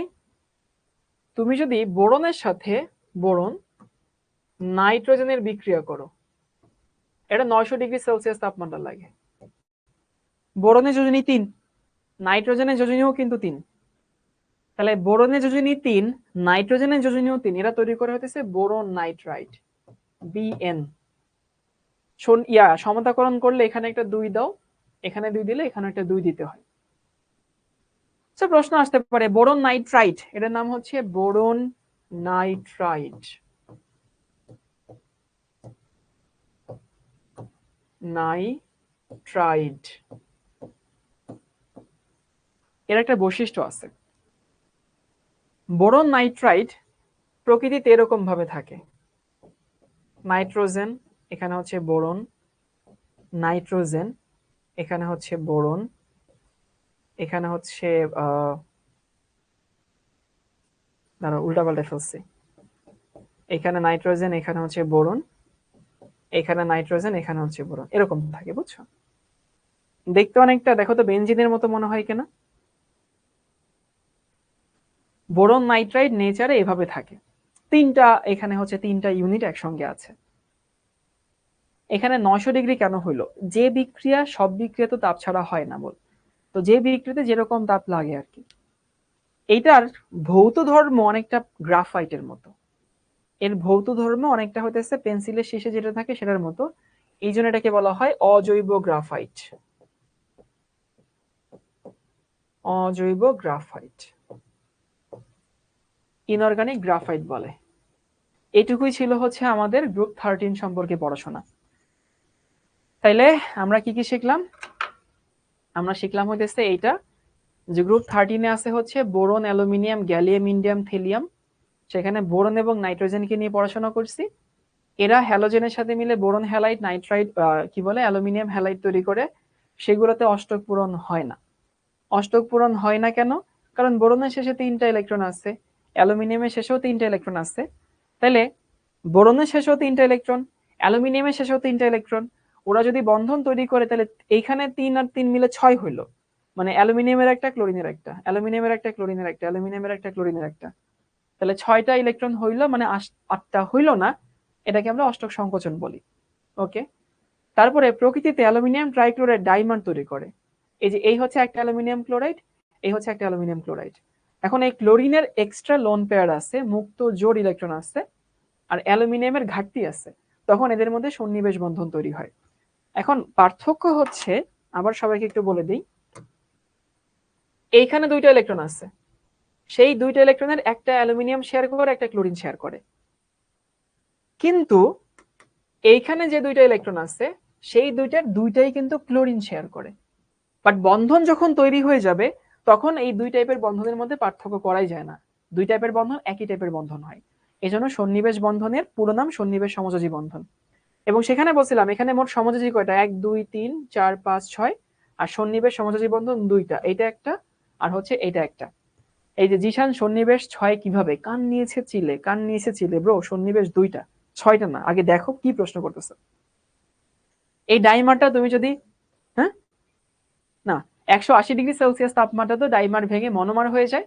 এই জিশান ভাই তাকাও আগে কি পড়তেছো, ও বারবার স্প্যামিং করে যেতেছে। সন্নিবেশ 6টা কিভাবে, সন্নিবেশ 6টা কিভাবে, কান নিয়েছে চিলে টাইপের। আগে দেখো তুমি কি প্রশ্ন করতেছো, তার কোনো ঠিক ঠিকানা আছে কিনা। অ্যালুমিনিয়াম ট্রাইক্লোরাইড, এইটা হচ্ছে 180 তাপমাত্রায় ভেঙে যায়, এই জন্য এটাকে আমরা উদ্বায়ী পদার্থ বলি। লোন ইলেকট্রন কি, যে ইলেকট্রন আসলে বন্ধন তৈরি করে না, সেটাকে বলা হয় লোন ইলেকট্রন। আর বোরনের সাথে নাইট্রোজেন মিলে বোরন নাইট্রাইট তৈরি করে, এটা হচ্ছে ওটা দেখতে অনেকটা এইরকম, এবং এইটার ধর্ম অনেকটা গ্রাফাইটের মতো। বাট এটা যেহেতু জৈব না, কার্বনের না, এই জন্য এটাকে বলা হয় কি, অজৈব গ্রাফাইট। যারা লোন পেয়ার বুঝো না, একটু বুঝাই দিই, ক্লোরিন দিয়ে দেখাই দিই। ধরো এই হচ্ছে ক্লোরিন, 1s2 2s2 2p6। তোমাদের বেসিক খুব দুর্বল, 9-10 হয়তো অনেক কিছু শিখে আসো নাই। 3p5। তো দেখো এই হচ্ছে ক্লোরিনের আমার যোজনী শেল, তাই না, 3s2 3p5। এখন 3s এ একটা অরবিটাল আছে, 2টা ইলেকট্রন, আর 3p তে আমার 3টা অরবিটাল আছে। 1 2 3 4 5 এগুলো ক্লাস 9-এ তোমার শেখার কথা, শিখে আসনি হয়তো। এখন দেখো তো এই ক্লোরিনের শেষ শক্তি স্তরে এই যে একটা জোড় ইলেকট্রন আছে, এই একটা জোড় ইলেকট্রন আছে, এই একটা জোড় ইলেকট্রন আছে, আর এই একটা হচ্ছে বিজোড় আছে। তো বিজোড়টা দিয়ে সে বন্ধন তৈরি করে, বিজোড়টা দিয়ে বন্ধন তৈরি করে আর কি। তো এই বিজোড়টা দিয়ে সে বন্ধন তৈরি করে, আর যেগুলো দিয়ে বন্ধন তৈরি করে না সেগুলো তো জোড়া আছে। তো ধরো এইচ এবং হচ্ছে সিএল। তো এই ক্লোরিনের এখানে এক জোড়া আছে, এখানে এক জোড়া আছে, এখানে এক জোড়া আছে, এই যে এইটা, আর এইখানে এক জোড়া আছে, সেই এক জোড়া এইচ এর, আর একটা হচ্ছে সিএল এর। এটাকে বলা হয় বন্ধন জোড়, এটাকে বলা হয় মুক্ত জোড়। কি বললাম ভাইয়া? এখানে যে দুইটা আছে লিখে দিই, এই যে এইটাকে বলা হয় হচ্ছে লোন পেয়ার, মুক্ত জোড়, আর এই দুটাকে বলা হয় হচ্ছে বন্ড পেয়ার, বন্ধন জোড়। ওকে, সন্নিবেশ বন্ধন তৈরি হইতে গেলে বন্ধন জোড় তৈরি হইতে হয়। একজন জিজ্ঞেস করছে গ্রাফাইট কি? গ্রাফাইট হচ্ছে কার্বনের একটা রূপভেদ। পেন্সিলের যে শীষে যেটা থাকে সেটা হচ্ছে গ্রাফাইট। তোমাদের কাজ হচ্ছে বই পড়বা। বই পড়বা কি? বই পড়বা হইতেছে খাতার সাথে মিলাই মিলাই বই পড়বা। যদি বইতে এক্সট্রা কিছু দেখো, যদি পড়ে বুঝতে না পারো তাহলে সেটা রেখে দাও, কোনো সমস্যা নেই। কিন্তু বইতে যা জিনিস লিখে আছে সেগুলো এখন বুঝতে পারবা। সো অবভিয়াসলি খাতার সাথে মিলাই মিলাই বই পড়তে হবে 13 পর্যন্ত, এর পরে যাইও না, এর আগ পর্যন্ত থেকো, ঠিক আছে? ওকে ভাইয়া, ভালো থেকো সবাই, আগামী ক্লাসে দেখা হবে ইনশাল্লাহ। আল্লাহ হাফেজ সবাইকে। আর ক্লাসে যদি কেউ না বুঝো, বই পড়লে বুঝতে পারবা। ক্লাসে তুমি 100% নাও বুঝতে পারো, সমস্যা নেই, বই পড়ে এটা মেকআপ করে ফেলবা। ওকে, আল্লাহ হাফেজ সবাইকে।